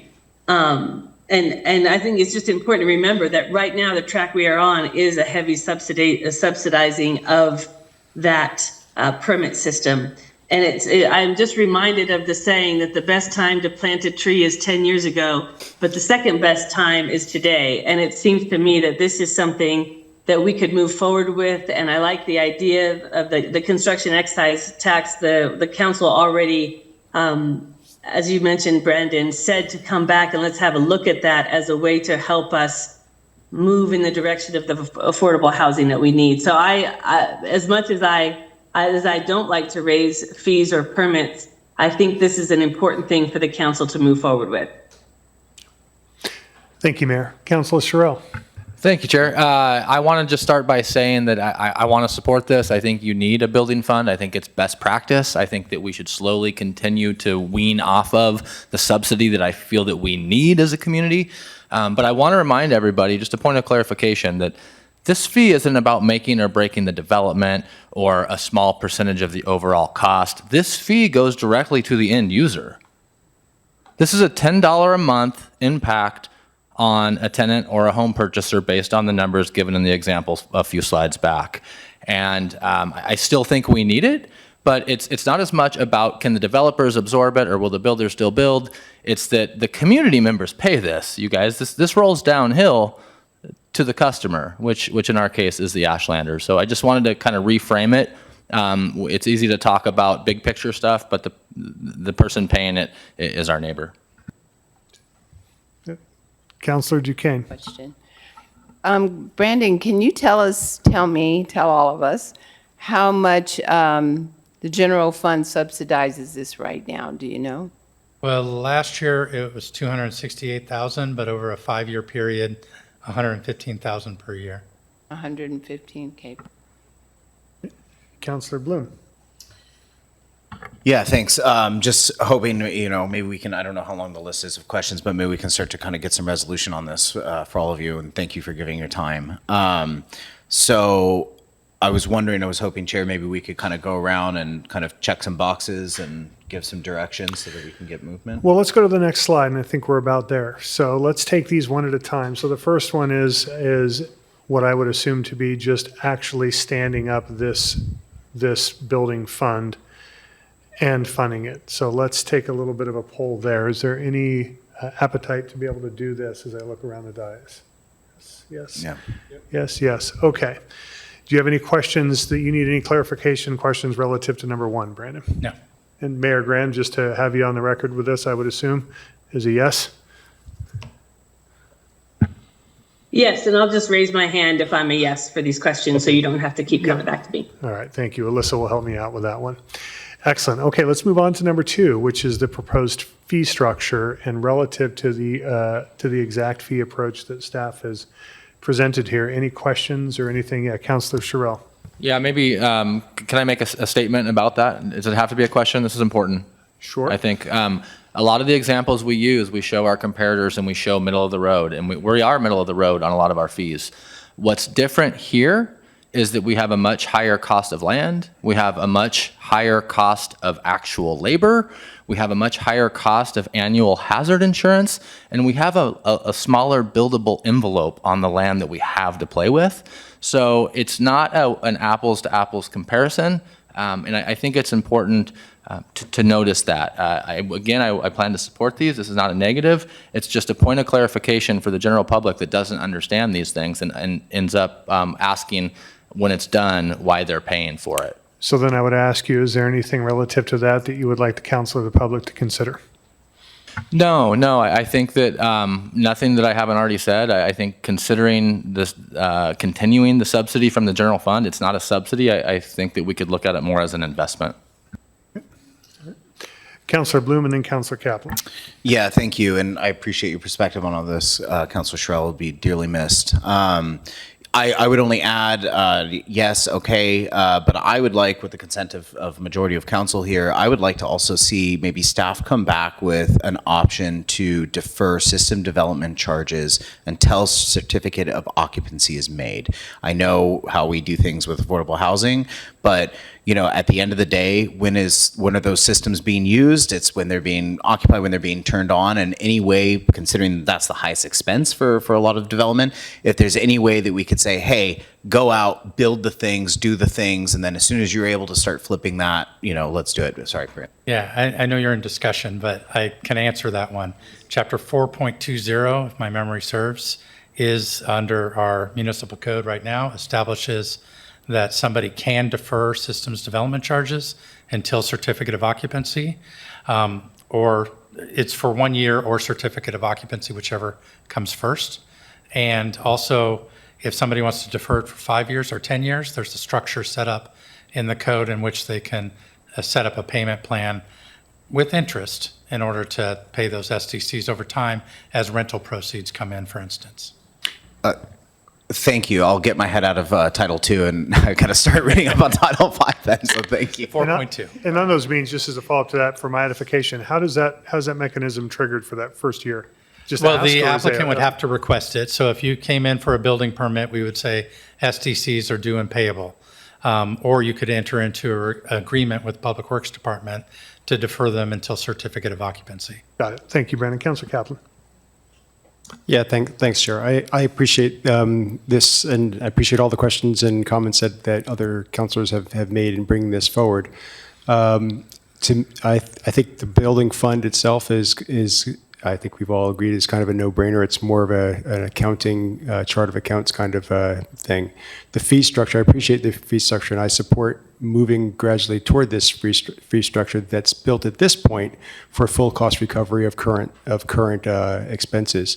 I think we do need to contemplate what happens in that case that Councilor Sherrill posited, where the receipts don't come in, and are we going to have enough of reserve? So I understood that you recommendation was a 15% reserve. You've found a revenue source for actually creating that 15% reserve with 150,000, I think, or is it 115,000 from some other source? It was 135. 135, so somewhere in the middle. So it's very close. I think we do need to, and I think we are permitted to add additional resources to supplement the building fund if necessary, if we find that we're falling short. And I think your response on if we find that the reserve is getting rather large, we could actually reduce fees at some point in the future. So I think that's a really good way to approach. I will say that whether the fees are paid by the person or the developer passed on to the eventual occupant, as Councilor Sherrill points, or distributed to every single taxpayer in Ashland, they're still paid by somebody sitting around their kitchen table. They may be not the beneficiary of that particular development, but they're an Ashlander nevertheless. Thank you. Okay, so with that, any other questions relative to number 2? Okay, so relative to the council considering the proposed fee structure that staff has come forward with, how are we doing this around the dais? Yes, yes, yes, yes, yes, yes. Okay, thank you. Do you have any clarification on that, Brandon? We'll move to number 3. Okay. Any further discussion or questions relative to the construction excise tax? Councilor Bloom and then Sherrill. Yeah, thank you. So this one I want to pause on. I'm not in opposition whatsoever, but I just would like to see us kind of maybe spend a little bit more time in deliberation working through what those numbers look like, what the rates look like. I know that we're kind of unrestricted when it comes to commercial and industrial and what that rate could be, and then we do have some restrictions when it comes to residential. And so I'd like to see and maybe kind of work through what makes the most sense, right? We don't want to completely kill commercial and industrial, but at the same time, we also don't want to put a heavy burden on residential, market rate residential, to achieve an affordable housing element and that kind of just collapses the entire housing system, ecosystem that we're trying to achieve here. So obviously I'd be posing this to my colleagues is I would like to have a follow-up study session to kind of work on that particular element. Question relative to this right here? Okay, we'll go Councilor Duquesne and Councilor Kaplan. The question for you. So your question regarding this, Councilor Bloom, is that we separate them out? Yeah, and it doesn't need to be for much more time. Just for me, I would like to maybe get a little bit more information and be able to spend. I'm considering time here. This is something I feel like we could really chew on a little bit and find a really good solution rather than saying, yeah, okay, sure, go figure it out, and then we do it, and maybe it's not the best solution. I support that 100% because we need the commercial and we don't want the burden to be, it needs to be separated out. So, yeah. Councilor Kaplan, do you have a question relative to this? Let me just a clarifying question because we're getting into timing and process. What I understand the proposal is to pass this to the Housing and Human Services Committee for full development over many months as part of the work program to then come to us with a plan, which I imagine would be with a study session before actually That's any correct. kind of Yeah, adoption. so we're not, at staff, requesting that you adopt the methodology. It was put forth as an example at this point. And then, so then a question to my colleagues: do we feel like we need to have a study session in the next few months in order to give the Housing and Human Services Committee that go ahead to do it? Because I think we've got a lot on our agenda in the next few months that I'd like to get on in study sessions. Yeah, I'm fine. I'm fine waiting. I've got 2 more years, so I'm a little bit more patient with these things. Councilor Sherrill. Yeah, you spoke of the methodology, Brandon. Can you talk about why we started at pretty much the floor of the fee and talk about maybe some neighboring communities, what they've learned over the years? I know Medford's had one for 6 or 7 years. They've deployed some big shots for big wins. Can you talk about just like how you came up with the structure and what you think we benefit to win as a community? Sure. So essentially, the structure I came up with in terms of between 0.33% and 1% for both residential and commercial by looking at communities around the state, that those are usually the numbers that they land on, is either 0.33% for residential, 1% for commercial, or a variation on that. So in presenting these for council's consideration tonight, looking at what other nearby communities are provided, but we have not done the due diligence of reaching out to those communities, finding out what works, what doesn't. That's part of the expectation that we'd have a broader housing and human services overview looking at it and forming a recommendation to council for what to adopt. So I'm in no comfort position in terms of adopting these numbers at this point. We just wanted to provide them to you as examples of what type of revenue it could generate under these scenarios. Thank you. Okay, so just for the clarification, to restate that back to you, Brandon, this is direction to start formulating the process, the numbers, working with the Health and Human Services Committee to be able, or Housing and Human Services Committee, excuse me, to just have these discussions to bring back to council at a study session to move forward at that time. Correct. It is separate from the building fund and the building permit fees, but is a potential revenue source to assist in some of those permit costs. Excellent. So we would expect coming back July 1st to have something adopted prior to July 1st, 2027, so that budget process could incorporate that revenue source. And part of that would probably, as a follow-up to what Councilor Kaplan was saying, is if we actually go over, well, actually, it was more about the building fund, but as we talked a lot about the downturn or what happens if it's low, but if it's higher, and that's a problem that we want to have, that we would have that discussion at that time of what highest and best use for those funds and where we could put it and so forth. Okay, and that would include possibly this. Okay, so with that, any other questions relative to this, or is council comfortable with giving staff direction to move forward with the formulating recommendations for the CET? Excellent. Okay, I think it's yes all the way around. Brandon, do you have anything else? Thank you for your deliberations. Brandon, Steve, thank you very much for your time. Thank you. All right. Okay. Moving along, looks like it's going to fit perfectly. It's 15 minutes on here. Might have a little bit. So the final agenda item is the Asante payment use proposal. This was brought at the request of Councilors Bloom and and Duquesne. Councilor Bloom, would you like to, thank you, would you like to kick us off with this, please? Yeah, I would like to. I'd like to start by saying that it's 7:15, and I think that due to the folks that are here and the conversation that this deserves, I move to suspend the rules and extend an additional 30 minutes to 7:45. Is there a second? Second.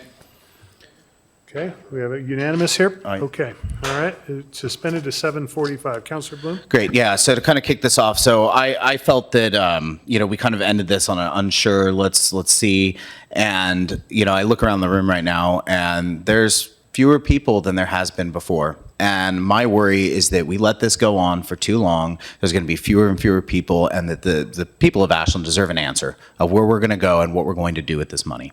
And so Councilor Duquesne and I asked that this be brought back as soon as possible.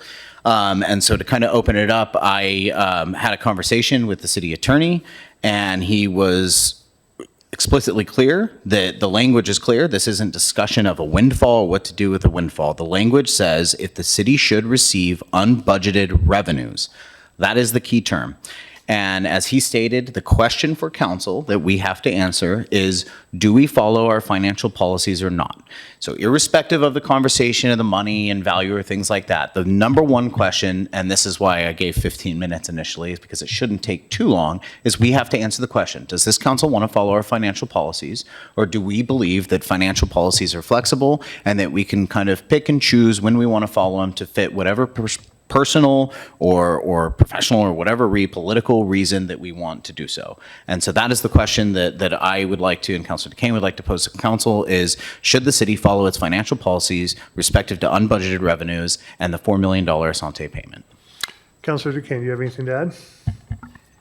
I would actually like to, no, not at this time. I would like to hear from our constituents, but not at this time. Okay, we'll have a little bit of discussion. First, Councilor Hanson, did you have something?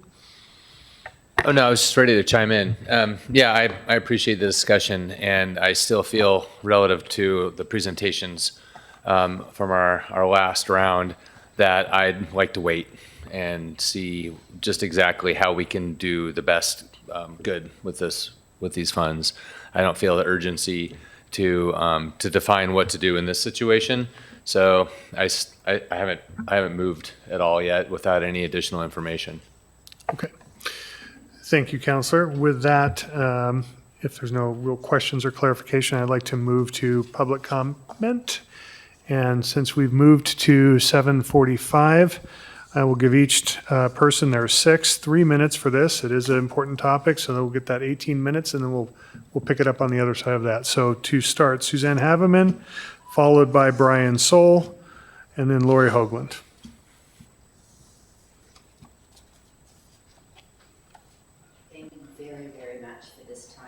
Can you hear me? Again, this matter is very serious. We are at the edge of an abyss in having quality health care in a timely manner and available to us in Southern Oregon. Our primary physician base has almost been wiped out, and our specialty practices are few. Imagine not having medical care available. I mean, I'm speaking real, this is a real situation here. Imagine not having medical care available in a timely manner when you need it for a daughter, son, mother, father, wife, and husband when encountering a medical crisis. I spoke directly with Pam Marsh, our Oregon State Representative, this morning at 8:45. I asked her to hear me out. She listened to me and agreed. Sidewalks and City Hall are not as important as money available to reinstate a healthcare system in a community where access to primary care services and healthcare access has been disrupted. The $4 million was designated to cover a breach of contract that puts a community at risk without adequate healthcare coverage. She agrees that preserving this money for a couple of years is essential to developing new access for healthcare in Ashland. The $4 million is a start. We need millions more, and in time, we will get it. The City Council wanted to hear a plan. I shared this with Pam Marsh this morning. I propose an immediate action plan to develop a committee to go through a step-by-step process to build our health community back. city representative, lawyer, grant writer, bond promoter, business people, physicians, nurses, community members. The plan goes as follows. SOU has already talked about La Clinica expanding on its campus. Sounds great. La Clinica is for students and young people. We've already talked about in our community, we have a high Medicare population, middle age and Medicare. We need more advanced practices, physicians and hospitals to serve these people. I am also suggesting, let's pursue a medical school that supports a primary care physician curriculum. This will bring young people into our community, young families, those we need to offset the Medicare population that we have. After that, a critical access general hospital with 25 beds and a birthing center. Essential for us. A skilled care facility is needed in Ashland, a mental health facility for our youth. Lastly, very important, the development of a health district covering Southern Oregon, which will draw financial support from a larger geographical area. Benefits a solid community with solid health care for all, and a draw of more families, better economy for us. We need the $4 million to put into an interest account for at least 2 years. Thank you. Thank you very much. Thank you very much. Brian Soul. Thank you, counselors, assistant city manager and reporter. I'm Brian Soul. I'm a retired physician. I was on the staff of Ashland Hospital providing emergent obstetrical services and gynecological surgery services for around 25 years. The people in Ashland are very upset about Asante abandoning Ashland. They're very aware of the $4 million breach of contract settlement and payment to the city, and they do not want that money going into the general fund. It needs to go to the provision of healthcare services. Oregon is receiving $200 million approximately in federal funding for 2026 from the feds, which is basically kind of a retribution payment for the loss of Medicare and Medicaid payments by the feds. It is estimated in the next 4 years, Oregon will receive about $1 billion.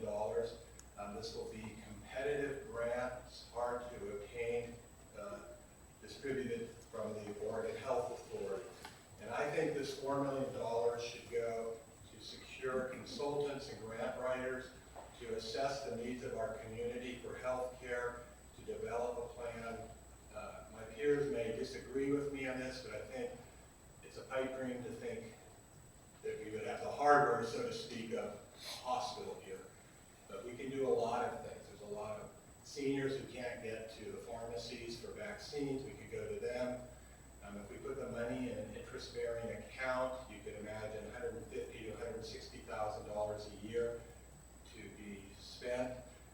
I served on the SEEP ad hoc committee, and we didn't have $1 to spend, and we did important work. I think we should have $4 million to spend, and I think you should consider developing an ad hoc committee to look at the needs of this community for health care and how to spend the money. I understand the concern about the rules of how to spend unbudgeted monies, but there must be a way around that. You can be creative. The city attorney can be creative. You're going to look bad to the citizens of Ashland if this money goes to the general fund. I think it's very important that we seize the opportunity now that Asante has abandoned us, and to work with our partners like SOU, with the school district, with our biggest employers like OSF, and with Asante. We're going to need Asante. They're going to be the big provider and backbone of healthcare in this valley. But we really, I think, need to have a committee to think about how to spend this money and to think about how Ashland can support our community in healthcare, or the citizen of Ashland proper, or the citizen of Ashland general, like maybe the school board, the district borders, etc. Thank you very much. Thank you very much. Lori Hoagland, and then we'll finish up with Barbara Cooper, Alan Sandler, and John Maurer.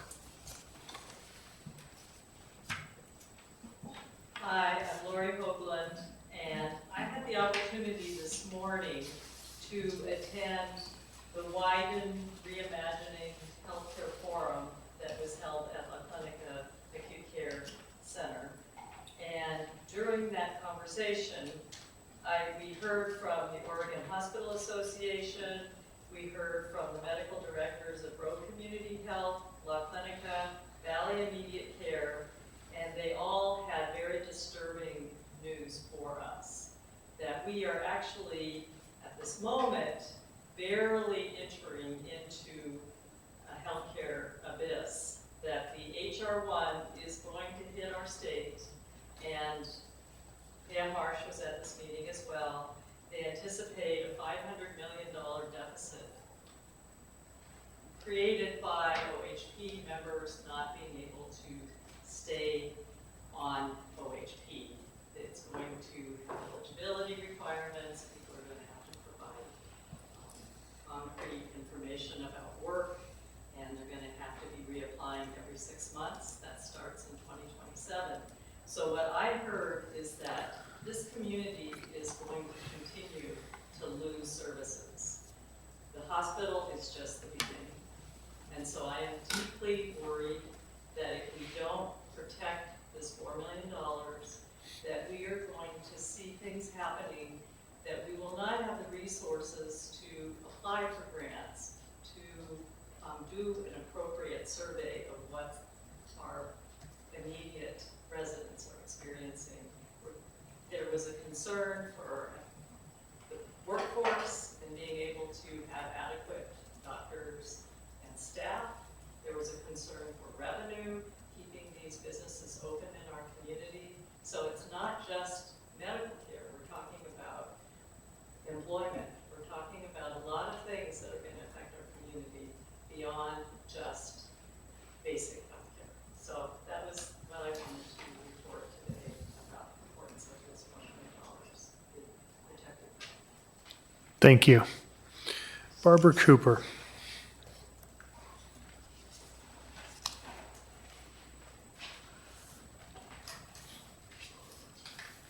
Good evening, I should say. I'm Barbara Cooper, I'm a resident for 46 years and worked at 12 hospitals, 35 years all combined. I'm here to speak on behalf of setting aside the $4 million from Asante into a separate account for the next few years. These funds should be earmarked for the anticipated healthcare needs relative to retaining and replacing the services being lost in the dismantling of our Ashland Community Hospital. In the gathering of hundreds of signatures from community members that were signing in favor of having our hospital returning to full service hospital. Along with that came the hundreds of conversations that each person had. Nobody ever said they didn't want it, and there was a disappointment and fear and that came with every person that signed and stopped to talk about it, and almost everyone did. So I know we have the community support to do this, and the $4 million is needed as a resource for our surveys and grant writing and community needs and desires and the research, planning, costs, pilot studies, all those things that we wouldn't be able to do without it. The $4 million should remain in the realm of the healthcare for our community because it was originally designated for that. Thank you. Thank you very much. Thank you very much. Alan Sandler.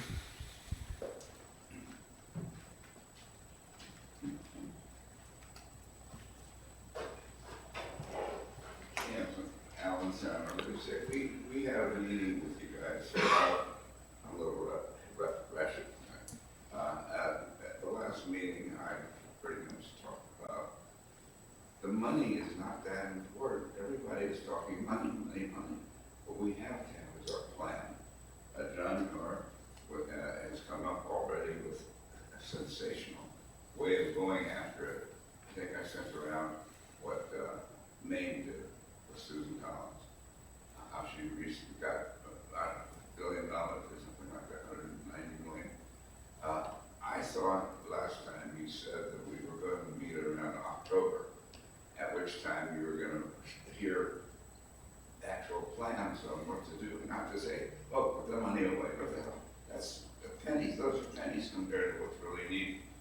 get to the government. There's money available for it, and John has done a tremendous amount of work, and I'm here to support him. I don't know too much about medical, as much as I know about business, and I know that this would be absolutely spectacular if you start thinking about what you're going to do with your money. You take the take the $2 million that you're allowed to do, take your other $2 million, do whatever else you want to do with it.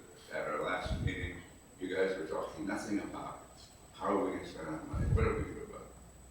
You know, I don't know. It's just that I thought that we would be able to, we haven't been able to finish the presentation to you. We thought we would make the presentation to you in October. We all said that's when we would talk about it again. So I don't really know what to do. I mean, if you're interested and you want John and I and a few other people help you to come up with this plan, which is brilliant. He's got it from other people, how you have to do with this voting and all. He'll probably tell you more about it. But just let us know if, are we going to be able to make a presentation without more of this stuff coming in, getting in the way out. So I don't mean it negatively, you guys do a great job. But in this case, we're beating it too hard. That's all I have to say. Thank you. Thank you. I would like to know if we're going to be able to make a presentation in October and not have a lot of fanfare between now and the time we make a presentation. Thank you. John Maurer.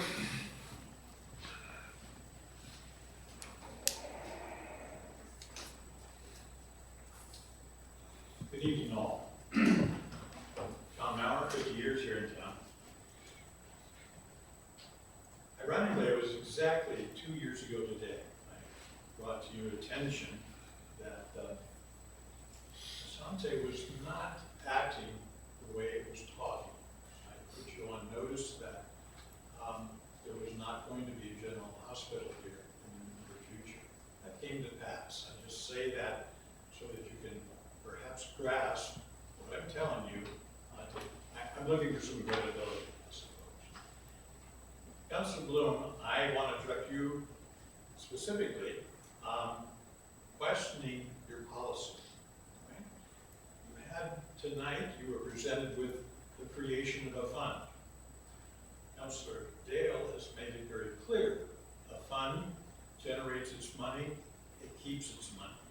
The hospital had a fund, has a fund. How do I know that? Well, I don't think you find in your notes anywhere that the hospital fund was ever discontinued. It wasn't removed. The hospital fund has been in existence. I know it was there in 2010 when one of your distinguished predecessors, Dennis Slattery, okay, two-term council member, was one of the architects along with his wife, Sandra, putting together the affiliation agreement. That affiliation agreement took almost a year to complete. And why was that? No one in town trusted what Asante wanted to do with the marketplace. It wanted the market, for sure. But what was it going to do with it? Everyone, every position on staff was concerned. Every member of the board of trustees of the hospital was concerned. And certainly the foundation, with millions of dollars in hard assets, was concerned it was going to be all turned over and taken to Medford, leaving us as we are today. That was the reason the $4 million. First of all, $10 million for the first couple of years, so they wouldn't bolt in the first couple of years, and the $4 million for 15 years. It was dedicated to the proposition: should Asante back away, move everything from Medford, that we would have $4 million to present access to health care for its members, the community. That's what you're faced with here right now.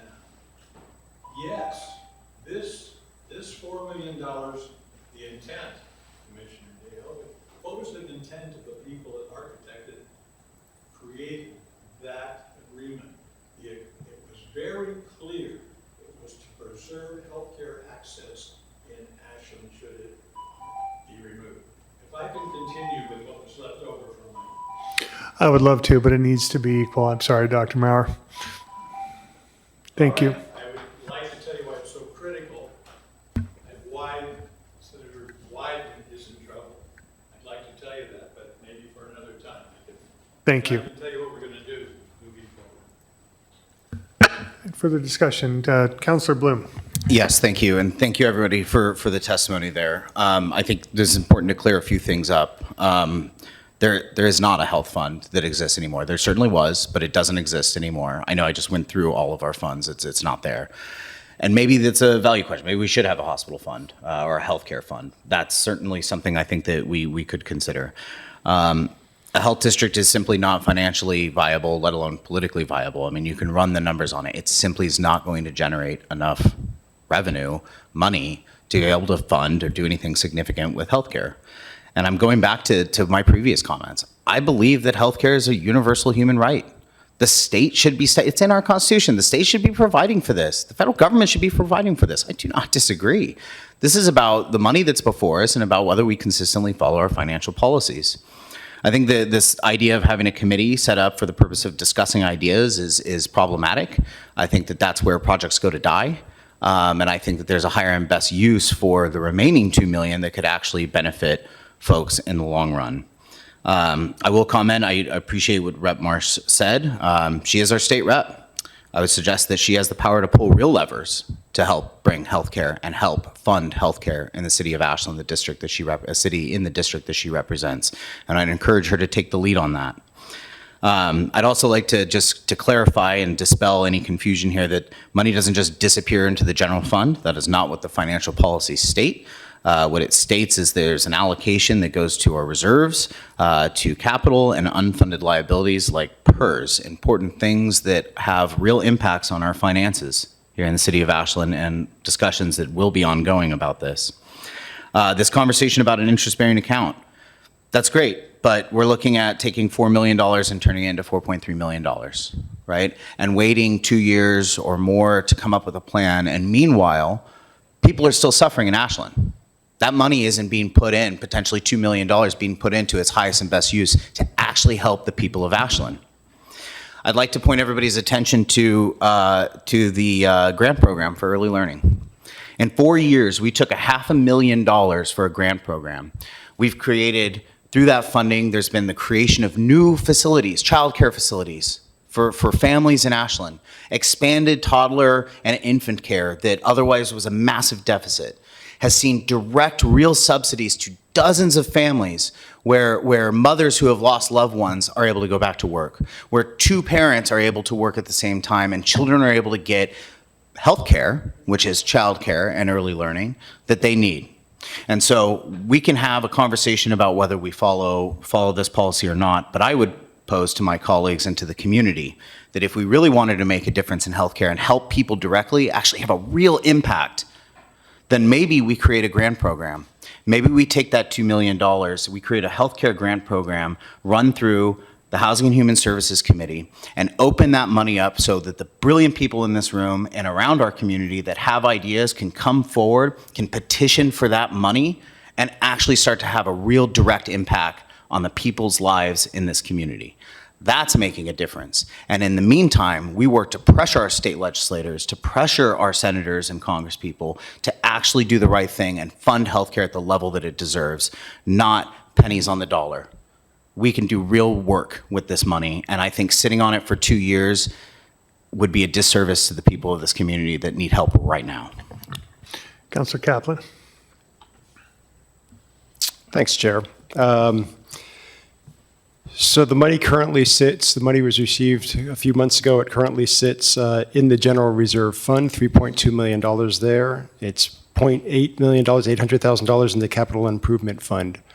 I appreciate Councillor Bloom's passion and eloquence about possible uses of this money that would have a healthcare benefit. I'm sure that those are great ideas, and I think there are other great ideas. So what I would prefer to do is let's put it in a special healthcare investment fund. Let's create a special healthcare investment fund and decide how to use it only over the next 2 years. And if it's not used within that time, then it would go into the capital investment fund and the the general reserve fund in some proportion.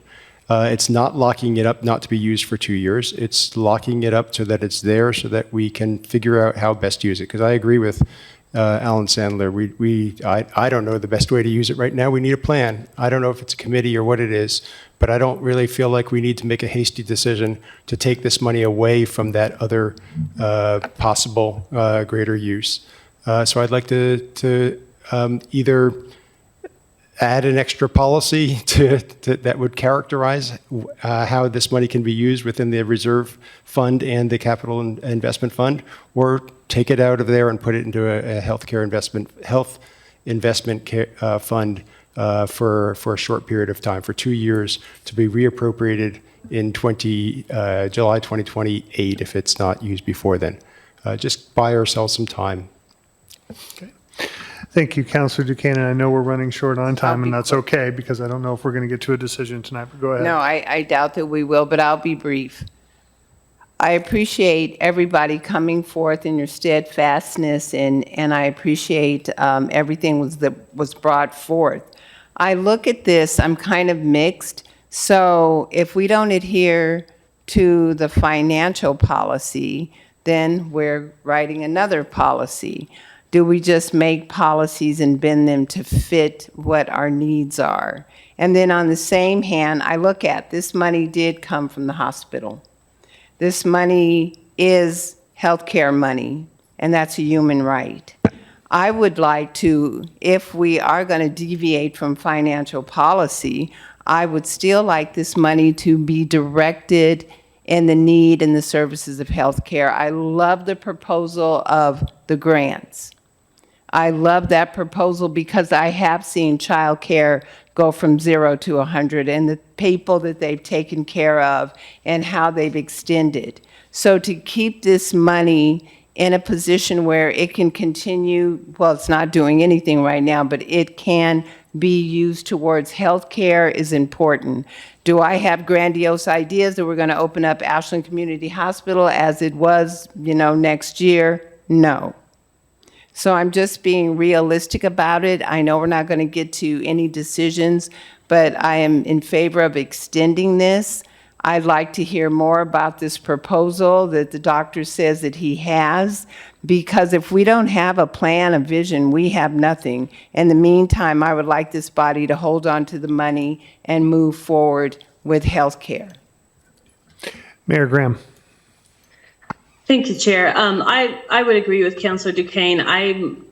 Money comes to us in different colors because of the fact that we're local government. A lot of it comes with restrictions.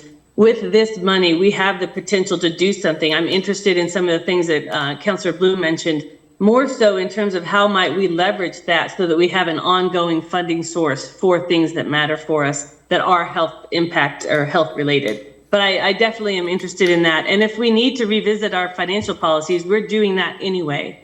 So if there's, I'm not super keen to not follow written policies. I can make a good argument, I think, about why maybe this is different. But if we need to go back and revisit those policies and create a pathway for this, I'm all for doing that as well.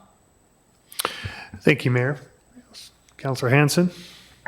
Yeah, in 1 minute or less, I've seen this community do amazing things with money for grants and propping up entrepreneur grants and child care grants. So I'd like to see this, like my colleague explained, in a separate fund and wait for these ideas to bake and see what comes down the pipe that we could actually really spur some seed money, some boost money, but then with the leftover money, if it's in a healthcare fund, to be able to continue those efforts in the form of grants to help out people in our community. I love that idea. I don't just see the urgency to shift it into our square pegs and round holes right now. I think we just investigate moving it over, saving it, and let the community continue to build their solutions and see how we can best get it to the finish line. Thank you. And I would just wrap this up because I appreciate we're coming up on time here. But I would just add that I understand that there is a lot of brilliant minds here that can do some very interesting and innovative things. I would say that we keep using the word policy, and it is a policy, but it's a policy contained within a resolution. And there are many things that we do relative to resolution. We do parks fees, we do wildfire fees, we do public safety. We do all kinds of stuff with respect to resolution. So I said it before and I will say it again. I don't think it's one or the other. I think that we can thread this needle gracefully. To me, I don't think it's about the money. I really don't. I think it's about the ideas that we can have. We can figure this out, but I do think that we get a legal opinion, we follow the laws and the rules of this municipality, and we update them as we see fit as we move forward. But with that, there is plenty more discussion to have. We are not going to solve this tonight. I look forward to further presentations. I'm sure this council does in the relatively near future. And we've got a lot of hard work ahead of us, and I know we're all up for that because this is so incredibly important. So thank you all very much for your time tonight. Appreciate everyone and their testimony. And with that, the meeting is adjourned, and have a wonderful evening.